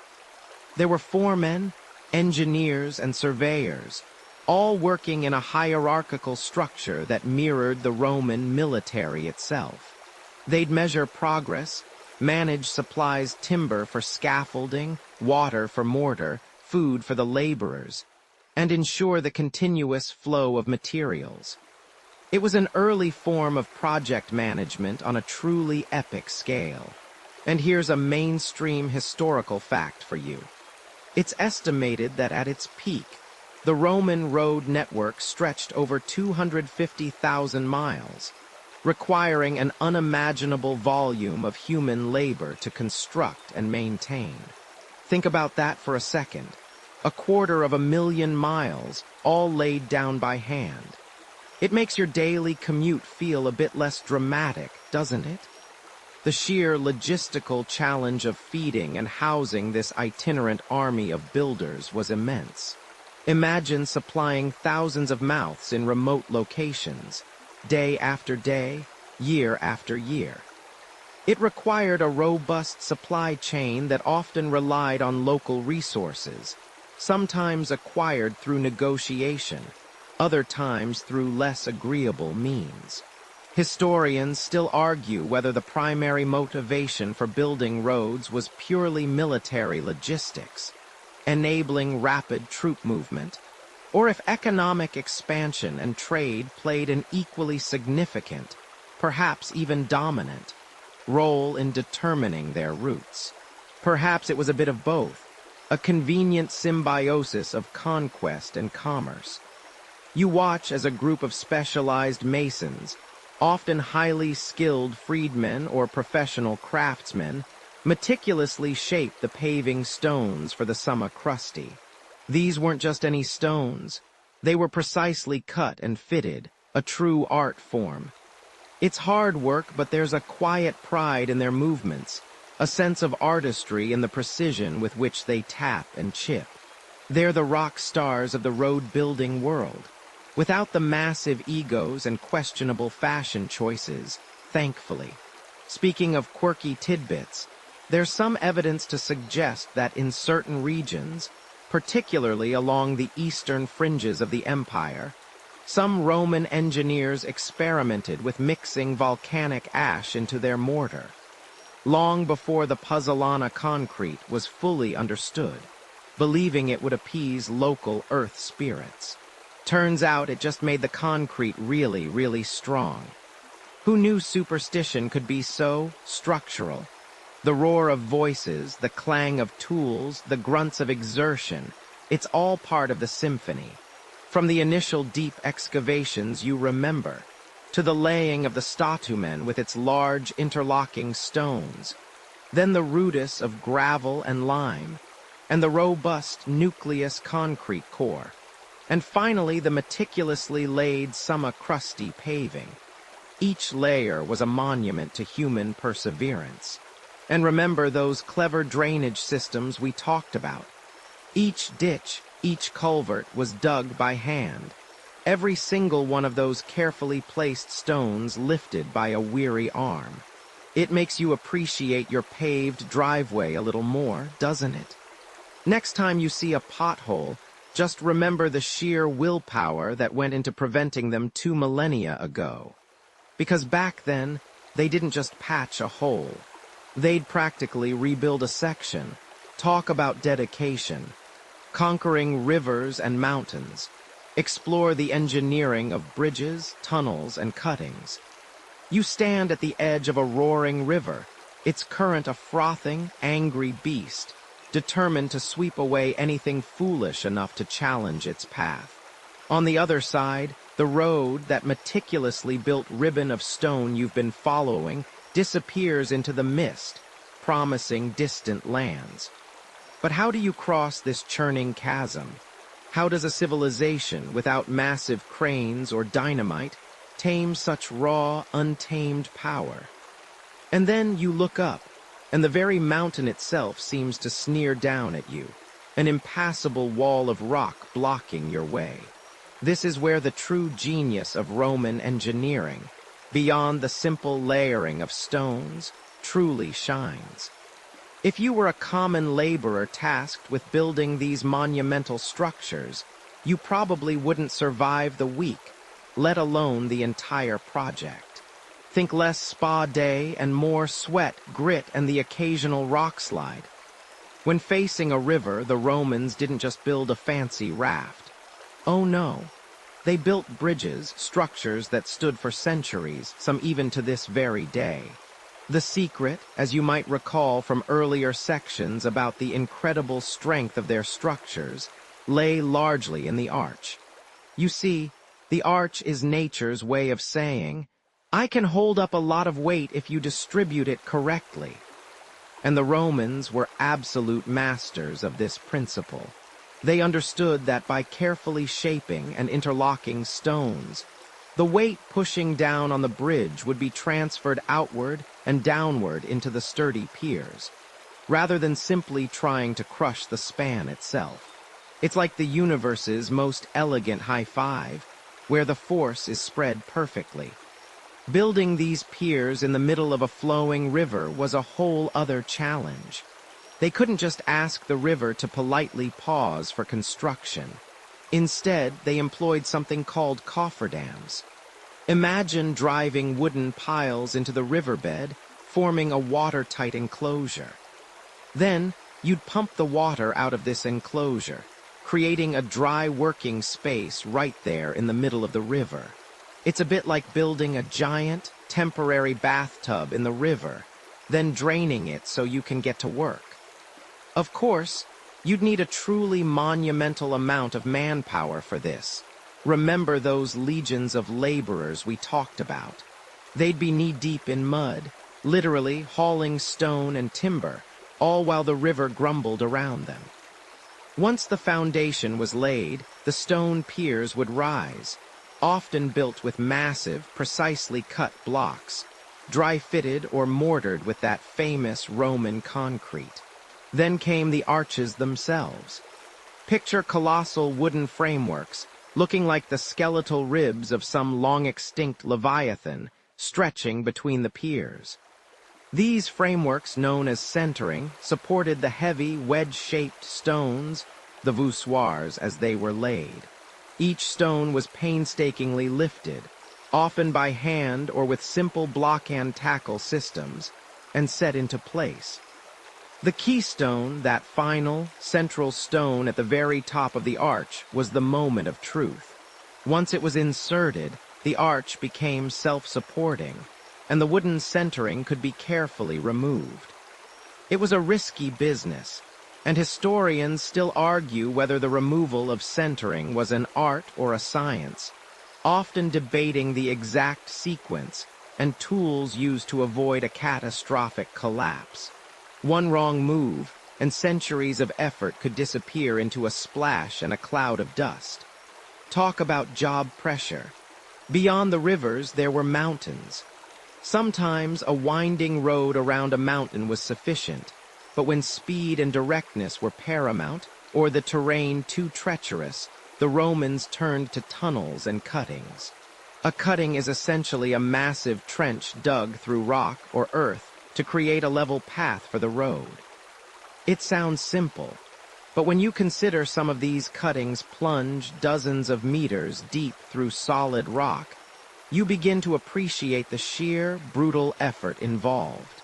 You'd have teams of men, armed with iron picks, hammers, and chisels, chipping away at the stone, day after day, week after week.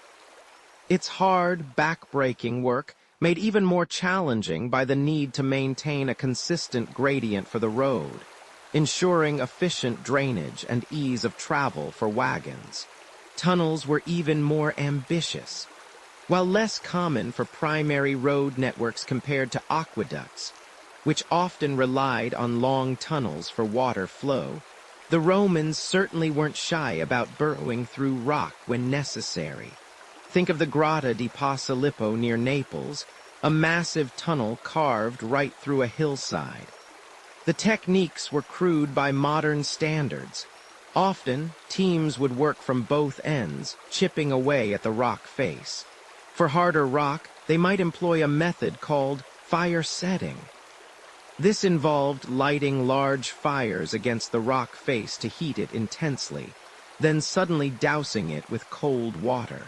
The rapid temperature change would cause the rock to crack and spall, making it easier to break away with tools. Imagine the smoky, hot, claustrophobic conditions within these hand-dug caverns. It's a marvel they didn't accidentally create more cave systems than roads.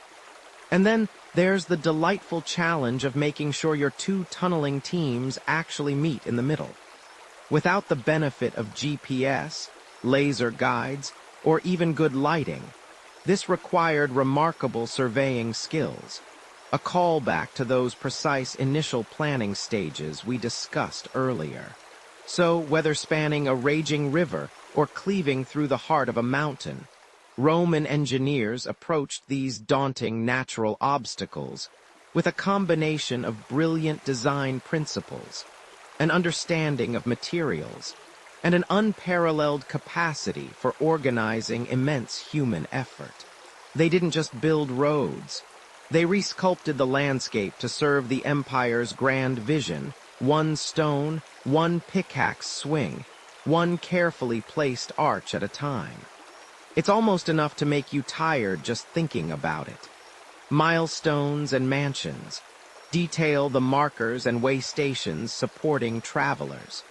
You've been trudging along this perfectly paved Roman road for what feels like an eternity. The rhythmic crunch of your sandals on the smooth, hard surface, a constant companion. The sun, a relentless eye in the vast blue, beats down, and the dust motes dance in its beams, catching the glint of sweat on your brow. Your feet ache, your stomach rumbles, and honestly, you're starting to think that gorgeous, straight line of engineering marvel is less a marvel and more a cruel, endless joke. Then a sigh of relief escapes your lips, a quiet, almost reverent sound. Because there, rising from the roadside like a weathered finger pointing to the future, stands a cylindrical stone pillar. It's not just any rock. This is a millennium, a Roman milestone, and it tells you exactly how much further you have to go. These towering markers, typically around 5 to 8 feet high and a foot or two in diameter, were the ancient world's equivalent of mile markers on a modern highway, though infinitely more elegant and informative. Each Roman mile, which was just a tad shorter than our modern mile at roughly 1480 meters or 4856 feet, would bring you to one of these inscribed sentinels. Carved into their stony surfaces, often in beautiful, precise lettering, you'd find critical information. The distance to the next major town, sometimes the distance back to Rome itself, the famous 0 point being the Miliarium Aureum in the Forum, and crucially, the name of the emperor or official who had either built or repaired that particular stretch of road. It was like a little public relations announcement carved in stone, a permanent record of imperial benevolence. You can almost hear the official PR person whispering, "Look, we built this. You're welcome." These milestones weren't just practical. They were symbols of imperial reach, concrete declarations that Rome was here, watching over its vast network, ensuring everything ran smoothly. And speaking of smooth, you still can't quite believe how straight some of these roads are. It's almost unsettling in its unwavering directness. Now, imagine walking all day, every day. That's a lot of trudging. While the milestones told you how far, you also needed to know where to sleep, where to eat, and where to change horses if you were lucky enough to be riding. This is where the network of roadside support systems came into play. The Roman equivalent of our highway rest stops, but with far more character and a slightly higher chance of encountering a grumpy legionary. First up, you have the mansions.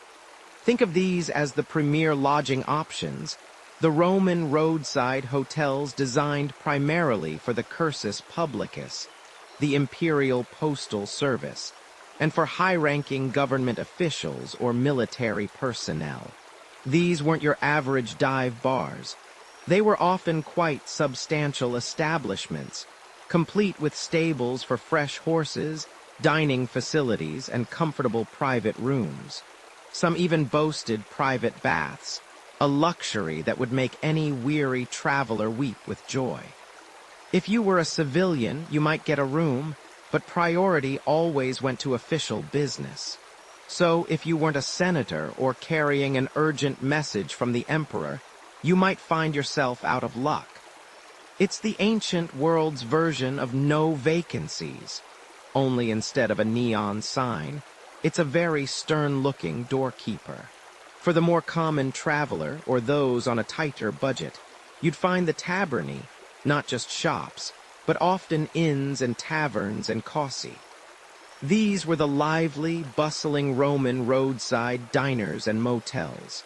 Here you could get a cheap meal, perhaps some bread, olives, and a bit of wine, and find a bed for the night, probably sharing a room with a few other snoring travelers and a couple of particularly vocal donkeys. They were less regulated, more chaotic, and probably a lot more fun, if you didn't mind a bit of rough-and-tumble company. This is where you'd hear the latest gossip, trade stories with merchants and soldiers, and maybe even get into a friendly or not-so-friendly dice game. Historians still argue whether the hygiene standards in these public tabernae were truly as appalling as some ancient sources suggest, or if those were just the complaints of spoiled patricians. You, however, are just grateful for a roof over your head that doesn't leak. Then there were the mutations. These were the vital, bare-bones relay stations. No fancy rooms here, just fresh horses. If you were part of the cursus publicus, these were your pit stops, allowing couriers to change their exhausted mounts for fresh ones and continue their journey at breakneck speed. This system allowed messages and vital supplies to travel hundreds of miles in just a few days, an astonishing feat for the ancient world. It was the Roman version of a Formula One pit stop, only with more hay and less champagne.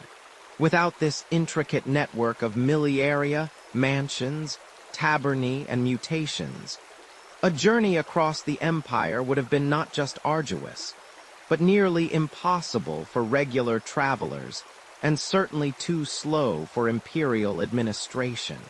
You probably wouldn't survive this journey. The dangers of exposure, hunger, and plain old exhaustion would likely get you long before any brigands did. The Romans understood that building the road was only half the battle. Supporting the people on it was just as crucial. One quirky tidbit: some milestones weren't just about distance, but also marked specific achievements, like a bridge being completed or a general's victory, turning a simple marker into a small monument. It transformed the simple act of travel into an ongoing history lesson. You stand now not just on a path, but on the very arteries of an empire, a living, breathing network of stone that pulsed with the very lifeblood of Rome. Close your eyes, and perhaps you can still catch the phantom clatter of 1,000 iron-shod hooves, the rhythmic creak of heavily laden carts groaning under their burdens, the steady murmur of legions on the march, and the hushed whispers of merchants haggling over prices in distant provinces. These weren't just routes from point A to point B, you see. They were instruments of control, conduits of connection, and, frankly, the ultimate ancient world flex. Feel that rhythmic thump beneath your feet, that almost imperceptible vibration. That's the ghost of 1,000 hobnailed boots, synchronized, moving with terrifying efficiency. The military function of these roads was, without hyperbole, utterly foundational to Rome's dominance. Legions could redeploy at astonishing speeds, covering ground that would take weeks on lesser tracks in mere days. Imagine the strategic advantage this granted. A rebellion flaring up in Gaul. Reinforcements from Italy could be en route, well-fed and well-equipped, almost before the dispatches reached Rome. An enemy force attempting to outflank them. Roman troops could countermarch, surprising their foes with a speed that must have felt supernatural. And it wasn't just troops. Think logistics. Supplying garrisons stretched across the vast empire, moving siege equipment that weighed more than a modern tank, ensuring provisions reached legions deep in hostile territory. These roads were the ancient world's most robust supply chain. No wonder they won so many wars. They could actually get their lunch delivered, fresh, relatively speaking, to the front lines. The ability to project power into newly conquered territories, to quell nascent revolts, to enforce Roman peace with swift, overwhelming force. All of it hinged on these meticulously engineered pathways. Now, for a moment, put yourself in those hobnailed boots. If you were a Roman legionary, your daily commute would make modern traffic jams look like a leisurely stroll in the park. You'd be marching 20 miles a day, sometimes more, carrying half your body weight in full kit armor, weapons, tools, even a few days' rations. Often under a scorching sun or through driving rain. Frankly, you probably won't survive this, but at least your feet would be exceptionally calloused. A testament to the sheer physical endurance demanded by Rome's military machine.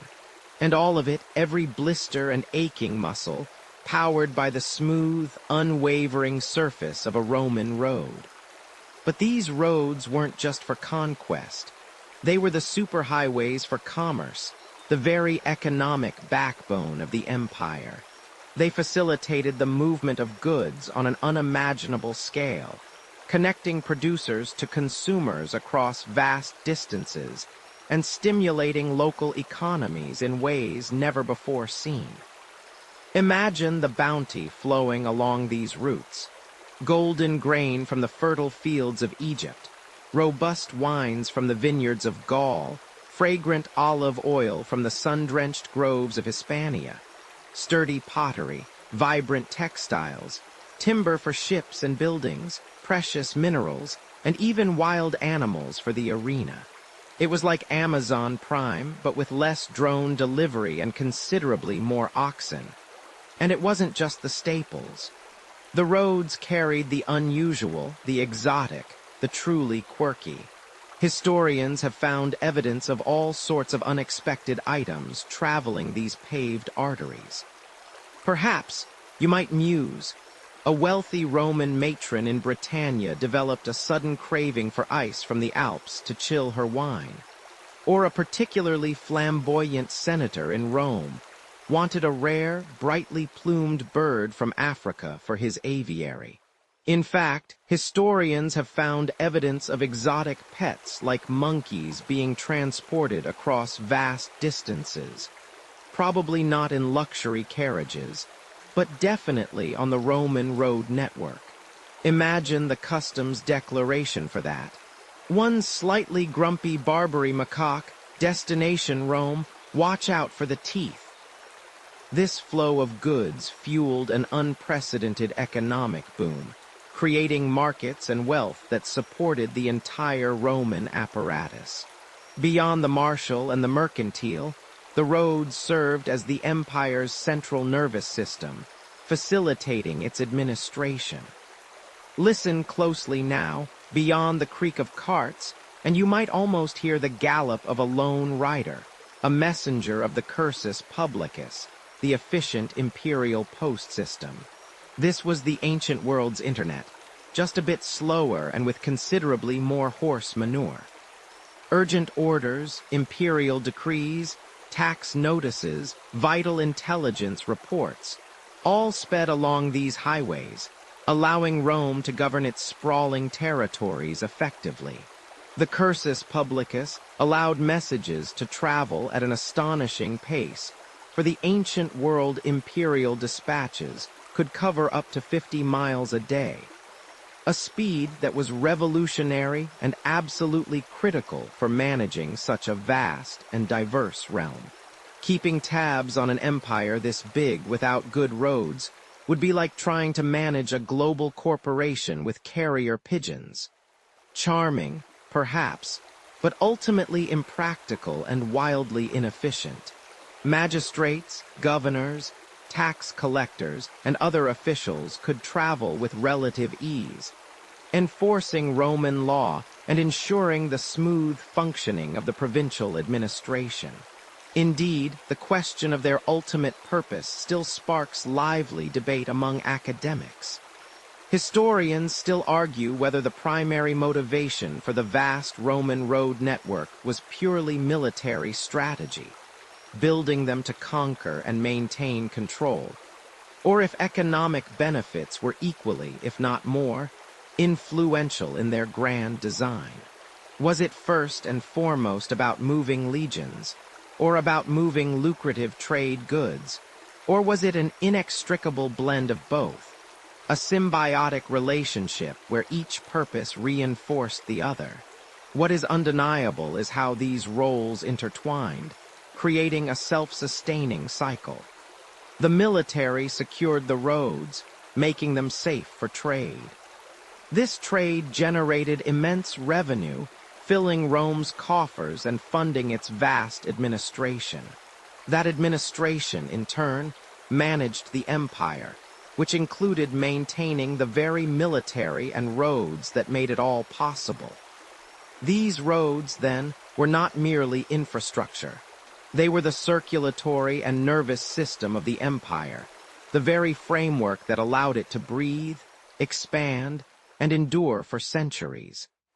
They were the silent, stone-hard foundation upon which Rome built its dominion, a testament to a civilization that understood the profound power of connection.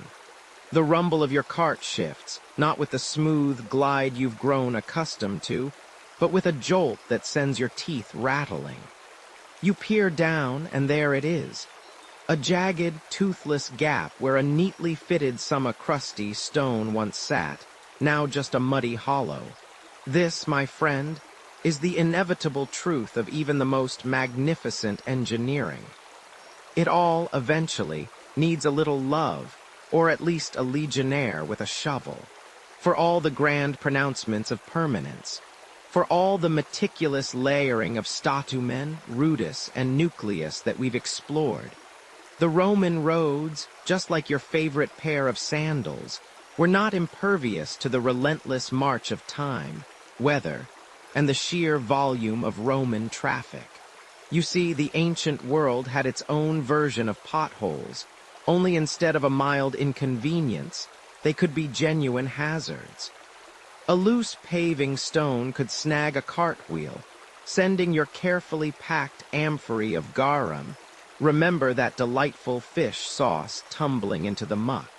A washed-out section, after a particularly aggressive winter melt, could become a small, unnavigable canyon.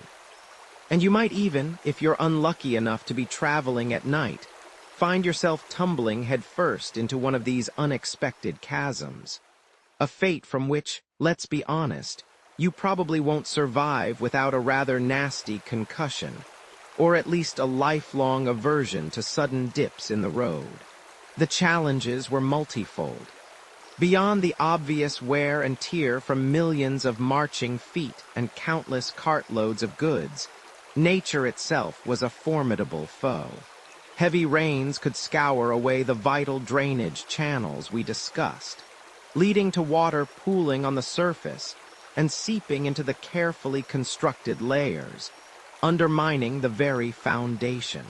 Frost heave in the colder northern provinces would wreak havoc, as water expanded when it froze, pushing up the paving stones like a disgruntled titan playing with Legos. And let's not forget the occasional localized earthquake, a truly devastating natural disaster that could buckle a perfectly straight road into an impassable, fractured mess, or even, heaven forbid, bring down a meticulously constructed bridge. Imagine rebuilding that. So, who was tasked with this endless, thankless, yet utterly crucial work? It wasn't a single, centralized Roman department of transportation with neatly organized spreadsheets and a fleet of specialized repair vehicles. Oh no, the responsibility was far more distributed and, frankly, a bit of a bureaucratic patchwork. Often, the legions themselves, the very same soldiers who built the roads and marched upon them, were pressed into service for repairs. After all, a stalled supply line due to a damaged road was a direct threat to military operations. They'd be out there, pickaxes swinging, shovels digging, patching up sections, clearing debris, and ensuring the arteries of the empire remained open for business, even if it meant fewer hours polishing their armor. But it wasn't just the soldiers. Local communities, particularly those who directly benefited from the road's passage, which was pretty much everyone, were often compelled to provide labor or resources. Think of it as an ancient form of community service, only with significantly heavier rocks. Farmers, artisans, even slaves could find themselves drafted for a few weeks to mend a section of road near their village. This decentralized approach meant that the quality of maintenance could vary wildly. Some sections, near prosperous towns or vital military outposts, might be meticulously cared for.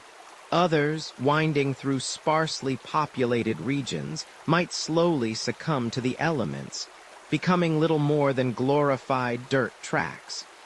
It was a bit like a Roman version of a neighborhood watch, but for infrastructure.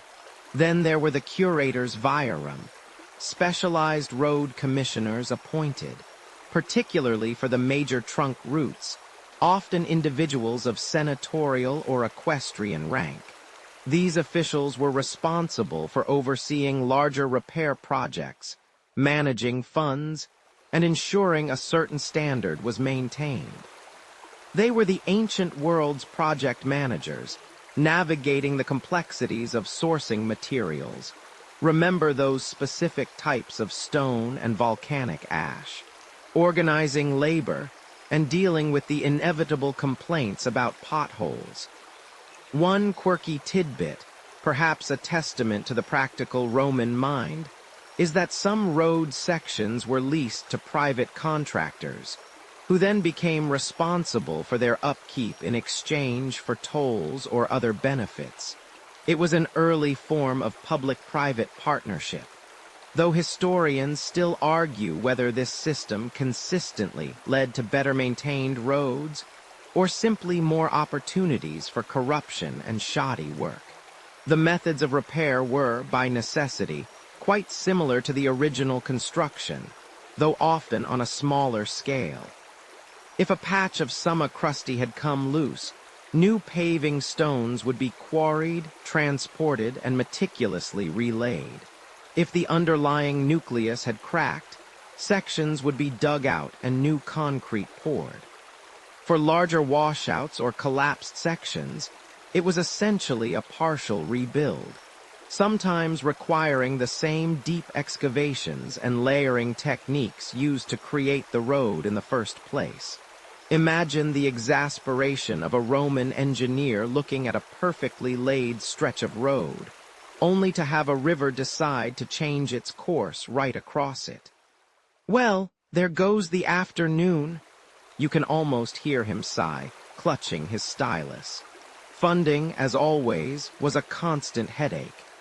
Imperial funds were allocated, local communities contributed, and sometimes wealthy benefactors might even sponsor repairs, perhaps in exchange for a prominently displayed inscription detailing their generosity. It was a mix of taxes, levies, forced labor, and philanthropy, all aimed at keeping the empire's circulatory system flowing. Without these continuous efforts, the mighty Roman network would have swiftly deteriorated, crippling military movements, stifling trade, and making travel an even more arduous and hazardous undertaking. The Roman genius for engineering wasn't just in building them once. It was in understanding that maintenance, while less glorious, was the true key to their almost eternal legacy. The pre-dawn chill bites at your skin, even through your coarse woolen tunic, as you stumble out of the makeshift lean-to. The air is already thick with the smell of damp earth, wood smoke, and the vaguely metallic tang of damp rock. A low, guttural murmur rises from the hundreds of figures already stirring, coalescing into a ragged symphony of coughs, grumbles, and the distant, rhythmic clang of pickaxes striking stone. You rub the sleep from your eyes, your muscles already protesting the day before it's even truly begun, a familiar ache deep in your bones. You join the shuffling line for your morning ration, a thin, watery gruel that offers little comfort, but at least fills the immediate void in your stomach. Another day, another stretch of the great Roman road awaiting your sweat, your pain, and perhaps, if you're truly unlucky, your very last breath. And let's be utterly frank, if you, the modern you, were somehow transported back to this particular moment in time, dropped onto a Roman road gang, your chances of emerging from the experience with all your teeth, and indeed, all your vital organs functioning correctly, are, shall we say, remarkably slim. This isn't a historical reenactment where you get to go home for a hot shower. This is the raw, brutal reality of empire building. One stone, one shovelful, one agonizingly slow step at a time. The work is ceaseless, driven by a relentless Roman efficiency that, while admirable in its results, cared little for the individual. You remember that ingenious Roman toolkit we discussed, the picks, shovels, levels. Well, you're the horsepower behind them now. Your hands, already calloused and scarred, instinctively reach for the heavy dalabra, the Roman pickaxe, its weight a familiar burden. The ground, where the next section of empire will rise, is stubborn, compacted earth mixed with roots and small stones. Every swing sends vibrations up your arms, jarring your teeth. You're part of the team digging the initial trenches, the first, crucial stage for that deep statumen foundation. Remember how vital it was for stability. Every shovelful of earth, every clink of pick on rock, contributes to that staggering depth. The dust, fine and red, coats everything, your hair, your tunic, even the inside of your mouth, making your next swallow of lukewarm water taste like grit. High above the din, you hear the sharp, clipped commands of the overseers. These are often seasoned veterans, former centurions or battle-hardened legionaries, their voices carrying the ingrained authority of years of military discipline. They stride among the laborers, remarkably clean in their tunics compared to your mud-splattered form, carrying long staffs that seem to be used more for pointing at perceived slackers than for actual measurement. The engineers themselves, those brilliant minds who meticulously surveyed the routes and designed these enduring marvels, are even further removed. They consult their scrolls, scribble notes, and point with an air of detached superiority, looking like they've just stepped out of a Roman spa while your elbow, deep in a trench, contemplating the sheer volume of dirt you've shifted today. You might even catch a whiff of perfume from one of them as they pass, a cruel reminder of a world far removed from your own. The labor force itself is a complex, often brutal mix. There are soldiers, actual legionaries, who, when they weren't marching to conquer new territories, were frequently repurposed for these immense construction projects. For them, it was just another form of duty, albeit a less glorious one. Then there are the free laborers, often poor citizens seeking whatever meager pay was offered, their desperation driving them to endure the punishing conditions. And beneath them all, the vast, unseen army of slaves, their fate entirely at the mercy of their masters, compelled by force, often without even the hope of a meager coin. Historians still argue vehemently whether the primary labor force on many of the grander Roman road projects was predominantly military, or if civilian slaves and free laborers, conscripted or otherwise, made up the bulk. It's a debate that speaks volumes about the human cost of Roman ambition. Your daily sustenance is Spartan.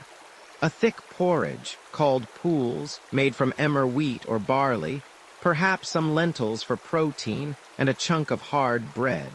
If you're fortunate, there might be a small portion of dried fish or salted meat, though this is a luxury. Water, often collected from local streams or shallow wells, is rarely pure, tasting vaguely of earth and whatever else has fallen into it. You try not to think about the microbes. Living arrangements are equally basic. You sleep crammed into crude, temporary barracks or even simpler canvas tents, side by side with dozens of other sweaty, aching bodies. The air is perpetually stale, thick with the smell of unwashed humanity, damp earth, and the lingering scent of wood smoke from the communal fires. You try not to think about the lice and fleas that are your constant, unwelcome companions. Good luck with that, by the way. The elements are as unforgiving as the overseers. The sun, when it beats down, is relentless, baking the dust into your skin and making the air shimmer with oppressive heat. You find yourself constantly thirsty, your throat parched. But then the rains come, turning the meticulously prepared roadbed into a treacherous quagmire, the excavated trenches filling with muddy water, the freshly laid stones slick and dangerous. Accidents are a daily occurrence. A heavy stone slipping from a makeshift hoist, a trench wall collapsing, a careless swing of a pickaxe resulting in a deep gash. And then there's disease, the silent, relentless killer. Dysentery, fevers, infections from untreated cuts. These were the unseen companions of the road gangs, often claiming more lives than any battle. A quirky tidbit from the medical texts of the time describes poultices made from spider webs and vinegar being applied to wounds, to staunch bleeding and prevent infection. While it sounds horrifying, some modern studies suggest spider silk actually has mild antimicrobial properties. You'd probably opt for anything over losing a limb to infection, even if it meant a spiderweb facial. Discipline is brutal, enforced with an unyielding hand. Missed quotas, insubordination, or even a moment's perceived idleness can result in a beating from a switch or a lash. The threat of punishment hangs in the air, a constant motivator. Yet, for some, particularly the free laborers, there was the meager reward of pay, a few denarii that might keep a family from starvation for another week. For the soldiers, it was duty, an extension of their military service, often seen as a necessary but unglamorous contribution to the empire's vast ambitions. A mainstream historical fact, the Roman army was not just a fighting force. It was arguably the largest and most organized construction crew the ancient world had ever known, responsible for an astonishing network of infrastructure far beyond just roads, including fortifications, aqueducts, and bridges that stood for centuries. The Roman Empire was literally built on the backs of these laborers, and sometimes it feels like you can still hear their echoes in the steady rhythm of their unseen hammers, pushing you onward, mile by arduous mile. The sun beats down, hot and heavy, on your back as you stand by the roadside, not far from a bustling market town. The air vibrates with the creak of wagon wheels and the lowing of oxen, the shouts of merchants, and the distant clang of a blacksmith's hammer. You watch, mesmerized, as an endless parade of goods rumbles past. Carts laden with amphorae of olive oil from Hispania, barrels of wine from Gaul, heavy sacks of grain from Sicily. Imagine the logistical nightmare of moving all this without those sturdy Roman roads, those very same ribbons of stone you explored earlier. You'd be looking at a muddy, bogged-down mess, probably losing half your cargo to ruts or bandits. In fact, if you tried to haul anything truly valuable over long distances without these paved arteries, relying only on ancient tracks or river barges, you probably wouldn't survive this journey with your goods or your life intact. It's a stark reminder of how utterly transformative these engineering marvels were, shifting the entire economic landscape of an empire. For Rome, these roads weren't just routes. They were the very veins and arteries of its vast economic body, pumping lifeblood in the form of trade and resources to every corner. Before these meticulously planned and constructed networks, trade was often a local affair, fragmented by difficult terrain and the sheer effort of transport. Goods moved slowly, if at all, limited by the speed of a loaded ox cart struggling through mire, or the fickle winds pushing a small coastal vessel. Suddenly, with the completion of major arteries, that changed. Agricultural surpluses could be transported to distant urban centers, feeding growing populations and preventing localized famines. Imagine being a farmer in the fertile Po Valley, suddenly able to sell your excess wheat not just to the next village, but to hungry mouths in Rome itself, hundreds of miles away. It's like upgrading from a dial-up modem to fiber optics for your entire supply chain. This newfound connectivity spurred specialization. Regions could focus on what they did best. Lusitania might concentrate on olive oil, Gaul on wine, Britannia on tin, and North Africa on grain, knowing their produce could reach eager buyers. This wasn't just about feeding people. It was about creating a dynamic, integrated market system across an unprecedented geographic scale. Money flowed, goods diversified, and prosperity, at least for some, surged. The sheer volume of trade facilitated by the roads meant that Roman citizens, from the humblest artisan to the wealthiest senator, had access to a wider variety of goods than ever before. You could sip wine from Campania while wearing wool from Britain, all thanks to the humble road. It's a bit like modern e-commerce, but with more dust and fewer next-day deliveries. And far less unboxing videos, thank goodness. But the roads weren't just for commercial prosperity. They were the absolute bedrock of Roman expansion and control. How do you conquer an entire continent and then hold on to it? You build roads. Remember those legions of laborers we talked about? Many of them were, in fact, legions. The Roman military wasn't just good at fighting. They were peerless engineers, and their road-building prowess was often a direct precursor to, and enabler of, conquest. As soon as a territory was subdued, the engineers would follow, laying down strategic routes that allowed for rapid deployment of troops, swift delivery of supplies from weapons to tents to grain, and the effective communication of orders. A legion could march 20 miles a day on these roads, a truly astonishing speed for the ancient world, allowing them to respond to rebellions or threats with unparalleled alacrity.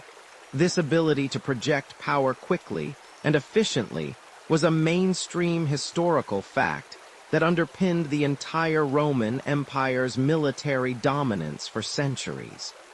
It's hard to put a price tag on that kind of tactical advantage, but if you could, it would involve a lot of zeros. Beyond military conquest, these roads were vital for administrative control. Roman governors, tax collectors, and messengers could traverse vast distances with relative ease, ensuring that the emperor's will and Rome's laws were enforced from the sands of North Africa to the wilds of Caledonia. Without this infrastructure, the empire would have fractured into isolated pockets, unable to cohere into a single, unified entity. Imagine trying to collect taxes from a province hundreds of miles away if your only option was to send a messenger who had to hack his way through forests or cross treacherous mountains on foot. You'd get a lot of "the dog ate my tax scrolls" excuses, wouldn't you? A quirky tidbit that underscores this economic and administrative reach is the sheer variety of goods that traveled the roads, including exotic animals destined for the arena or menageries of the wealthy. Imagine the logistical challenge of transporting a live lion from Africa to Rome or a bear from Germania using these roads. It wasn't just grain and wine. It was the entire circus, literally, and all of it depended on a robust, well-maintained road network.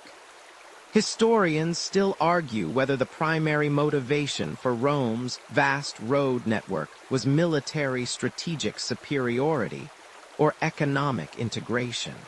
Was it "we build roads to conquer," or "we build roads to get rich"? In truth, it was likely an intricate feedback loop, where military gains opened new territories for economic exploitation, and economic prosperity provided the resources to fund further military expansion and road construction. Each reinforced the other, like a beautifully choreographed, very dusty dance of power and profit. The roads didn't just connect places. They stitched together the very fabric of Roman society, allowing ideas, people, and most importantly, wealth to flow, cementing an empire that for centuries seemed destined to last forever. Imagine you're walking, not on a bustling Roman artery, but on a ghost of one, centuries after the legions have gone. The vibrant shouts of merchants and the rhythmic crunch of hobnailed boots have faded, replaced by the rustle of leaves and the chirp of crickets. You stumble over a loose stone, one that once formed part of that meticulously laid summa crusti, now dislodged by roots and frost. The sense of an empire once so tangible beneath your feet feels thin, almost ethereal. You look around, and where once were ordered milestones and bustling mansions, there might just be a forgotten track winding through a farmer's field, its true purpose lost to all but the most observant eye. The moment the central authority of Rome began to buckle, a subtle but insidious change swept across the vast network you've come to know so well. Remember how we talked about those legions of laborers, that endless supply of manpower and engineering prowess, coordinated by a powerful central state? Well, imagine that coordination dissolving like a sugar cube in a hot bath. Suddenly, the dedicated road gangs, who once toiled ceaselessly, filling potholes the size of small chariots and relaying sections of the nucleus layer, found their paychecks. Well, let's just say they became a lot less reliable. No more imperial decrees demanding immediate repairs. No more endless flow of materials from distant quarries. The great system, once a well-oiled machine, started to creak, groan, and eventually seize up. Initially, it wasn't a sudden collapse. Many roads, especially those strategic routes connecting major settlements, continued to be used out of sheer necessity. People still had to trade, armies still had to move, though perhaps not quite as efficiently or safely as before. But the rigorous, almost obsessive maintenance that had been the hallmark of Roman engineering ceased. That incredible durability, baked into every layer from the stratum and bedrock upwards, bought them time. Those deep foundations, the robust rootus and nucleus layers, meant they could withstand neglect for decades, even centuries. You could say their initial over-engineering was their saving grace, a kind of architectural redundancy plan for the apocalypse. It's like buying a ridiculously oversized, indestructible hiking boot for a casual stroll. It might be overkill, but when the zombie apocalypse hits, you'll be glad you have it. As the Western Roman Empire truly fragmented, its former provinces became a patchwork of emerging kingdoms, local lordships, and in some cases, power vacuums. The fate of the roads became equally varied. In areas where a new, relatively stable power arose, say, the Visigothic kingdoms in Hispania or the Frankish realms in Gaul, parts of the network might have seen continued, if sporadic, use, and even some localized repairs. These new rulers understood the strategic value of existing infrastructure, even if they lacked the sophisticated engineering knowledge or vast resources of their Roman predecessors. They inherited a magnificent, if somewhat neglected, transport system. Historians still argue whether the post-Roman kingdoms truly grasped the importance of maintaining the network, or if they simply exploited what was already there until it became unusable. Elsewhere, particularly in more remote or less politically stable regions, the roads simply succumbed to nature. Without constant clearing, vegetation began its slow, relentless reclamation. Roots like tiny, determined engineers worked their way into cracks, prying apart those perfectly fitted paving stones. Rain and frost, once managed by ingenious drainage systems, now wreaked havoc, eroding shoulders and creating treacherous potholes. Imagine trying to navigate a trade route that, a few centuries prior, was a smooth, efficient highway, but is now a muddy, overgrown track where you're more likely to encounter a grumpy badger than a legionary patrol. You probably won't survive this journey unscathed, let alone turn a profit. Some sections of roads were repurposed. Local communities might have plundered the readily available stone for building materials, a convenient quarry right outside their village. Those beautiful, precisely cut semi-crusty blocks found new life as walls for houses, foundations for churches, or even simple field boundaries. It's a bit like taking apart a perfectly good Lego castle because you need some bricks for your new spaceship efficient, but slightly tragic. Other sections became mere pathways for livestock or local foot traffic, their original grandeur reduced to a faint memory.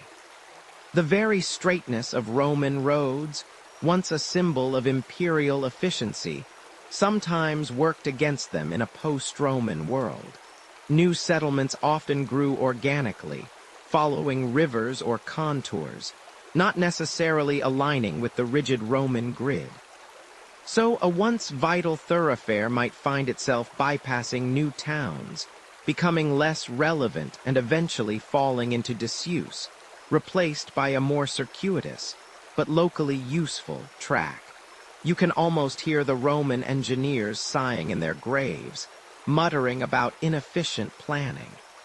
Interestingly, many Roman roads retained their original routes, becoming the basis for modern road networks.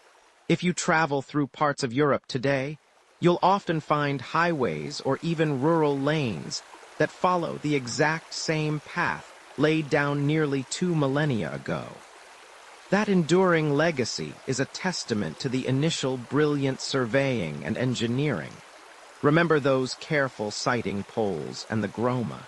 They picked routes so intelligently that even with vastly different vehicles and demands, their choices still make sense. It's a quirky tidbit, but some medieval maps, even those drawn centuries after the collapse, still depicted Roman roads with remarkable accuracy, sometimes even attributing them to mythical figures or giants, having forgotten their true builders. The roads became part of the landscape's folklore.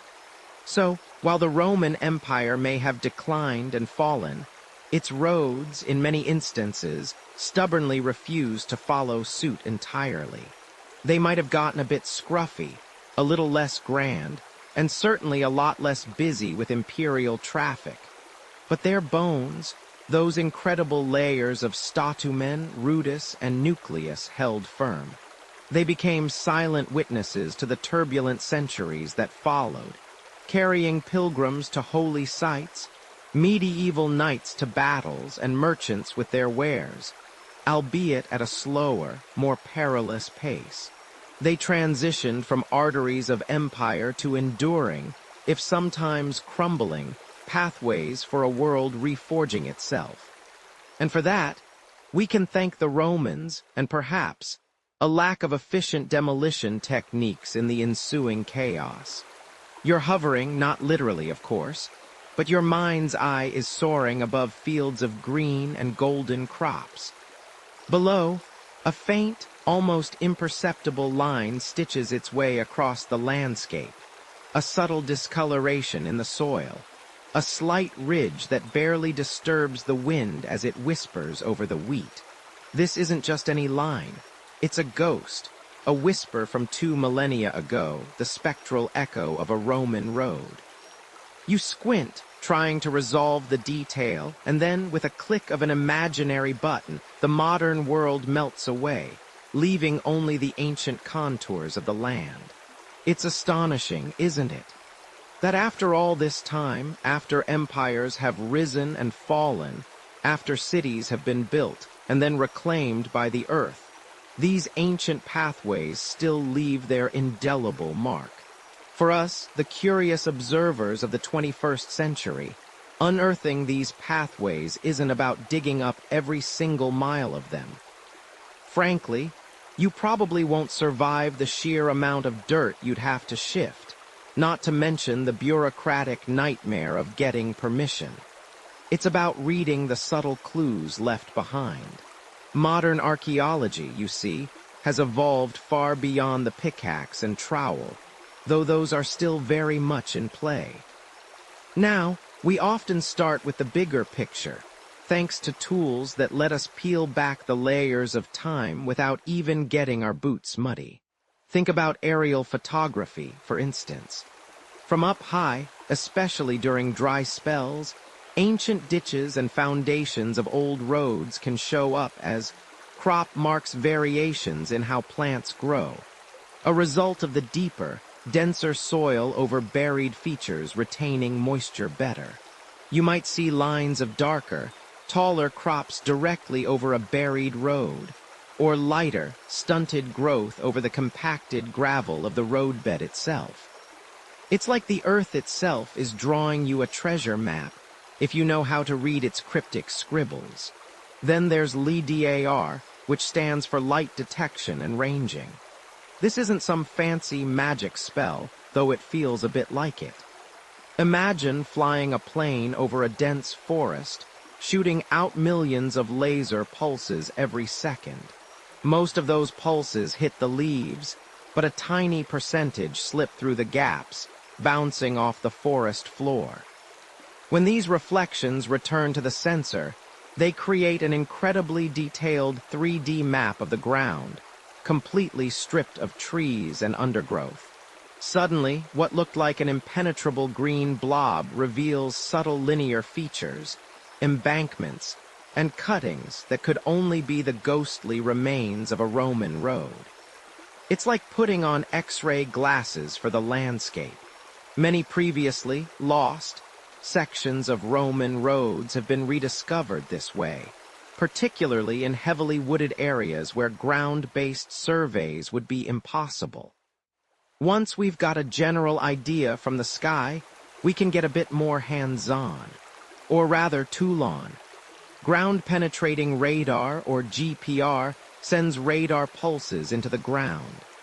When these pulses hit different materials, say, compacted stone from a road versus looser soil, they bounce back at varying strengths and speeds. It creates a subsurface profile, a bit like a geological ultrasound, revealing buried structures and their depths. And magnetometry. That detects tiny variations in the Earth's magnetic field caused by disturbed soil, ancient hearths, or even the subtle magnetic properties of fired clay from pottery kilns along the road. It's like feeling for a pulse in the very dirt beneath your feet. But of course, nothing beats getting down and dirty for the full story. Field walking, for instance, involves systematically walking across plowed fields, keeping an eye out for telltale signs. Fragments of Roman pottery, roof tiles, or even the occasional coin. While these don't necessarily prove a road is there, they can indicate Roman activity, perhaps a small settlement or a villa next to a major route. And when the remote sensing and field walking point to a likely candidate then, and only then, do the shovels come out. Archaeological excavation in this context is a meticulous process of uncovering those ancient layers. Remember how we talked about the statumen, the rudis, and the nucleus. It's not just a theory. When archaeologists meticulously peel back the layers of topsoil, they often find the distinct stratigraphy, the layered cake of construction, exactly as ancient texts described it. This robust, multi-layered construction is a mainstream historical fact, vividly confirmed by the archaeological record time and again, demonstrating why these roads have endured for millennia. The challenge, and perhaps the quirky tidbit here, is that sometimes what appears to be a Roman road isn't quite what you expect. There have been instances where what was initially interpreted as a purposeful Roman culvert or drainage ditch turned out to be the result of a particularly enthusiastic badger colony, or even the remnants of a very ancient, very muddy agricultural track that just happened to follow a similar path. The earth, it seems, has a mischievous sense of humor. Or, occasionally, you'll be doing a major modern construction project, like a high-speed rail line, and you'll accidentally slice right through a perfectly preserved section of Roman road that no one even knew was there. It's a bit like tripping over history, only with more paperwork. Historians still argue whether some of the fainter, less distinct linear features visible in the landscape are indeed Roman roads, or simply the long-term effects of ancient agricultural boundaries or natural geological formations. It's a constant dance of interpretation, where hard science meets educated guesswork and a healthy dose of historical context. Tracing these ancient pathways isn't just about finding them.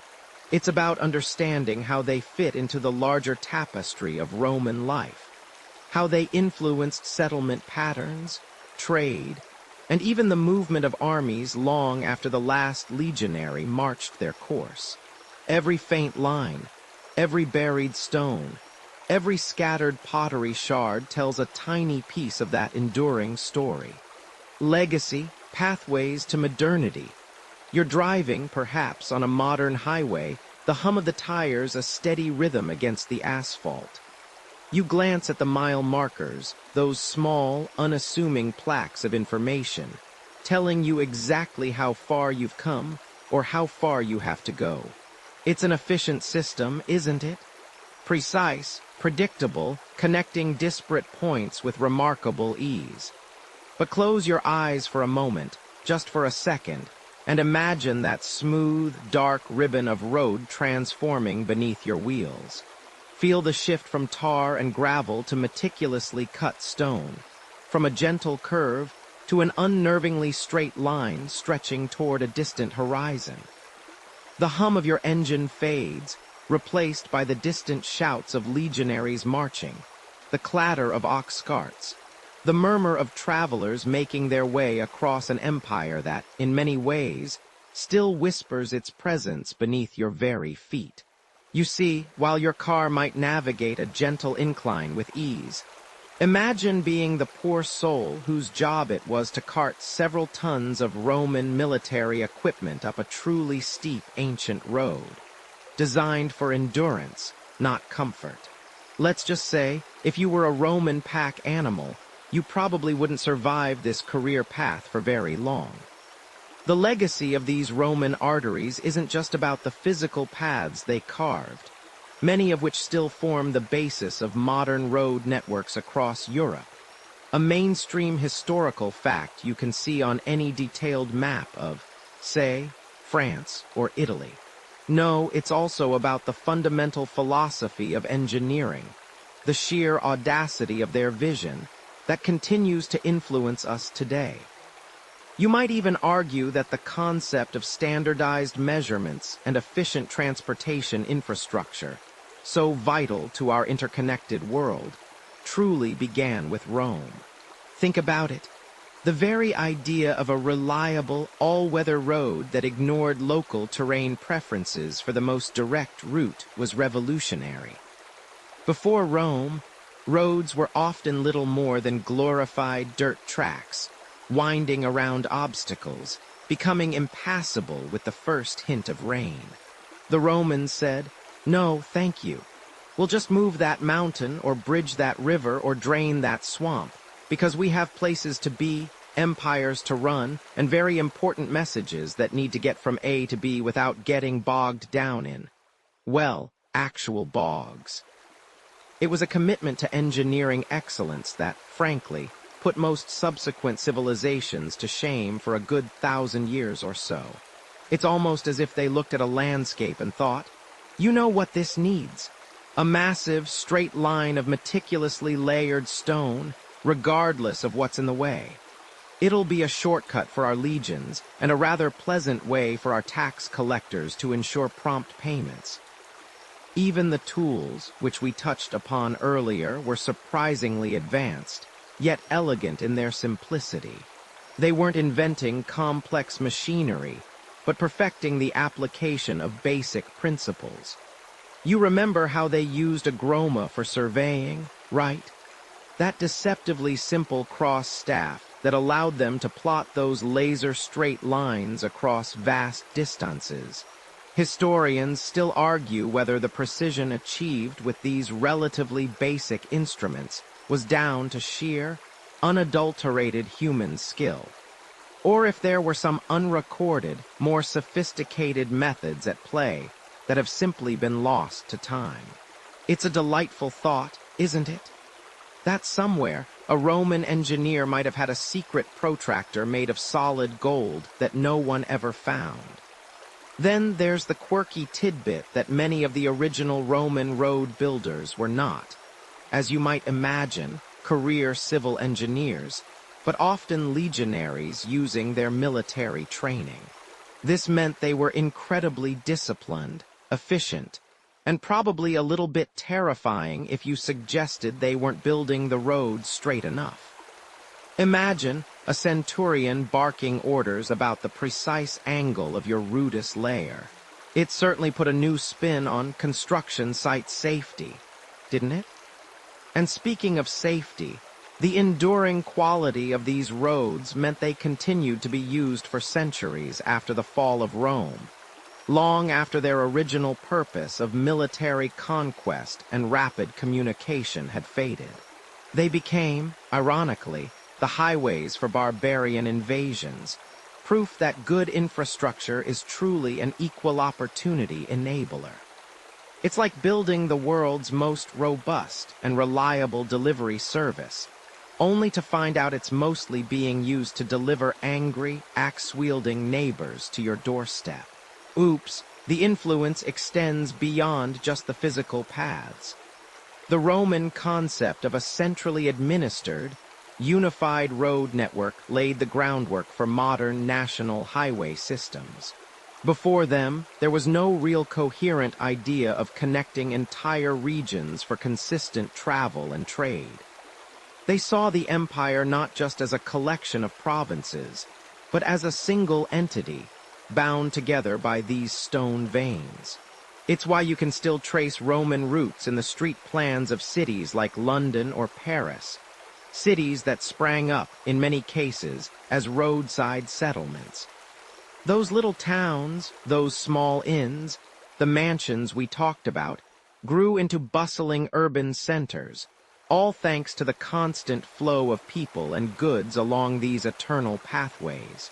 And as you drift further into the past, you can almost hear the echoes of commerce, the jingle of coins, the bartering of goods, all facilitated by the ease of movement that these roads provided. Now, as the echoes of those marching legions begin to soften, and the image of those tireless Roman laborers begins to fade, you find yourself on a quieter path. The journey through the ages, exploring the astonishing resilience and ingenuity of Roman road building, slowly comes to a gentle close.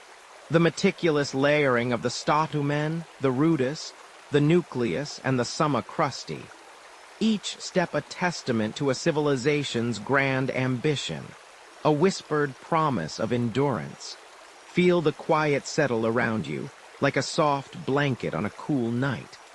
The clatter of stone on stone, the shouts of the foreman, the distant clang of a hammer, all those sounds recede into the vast silence of history.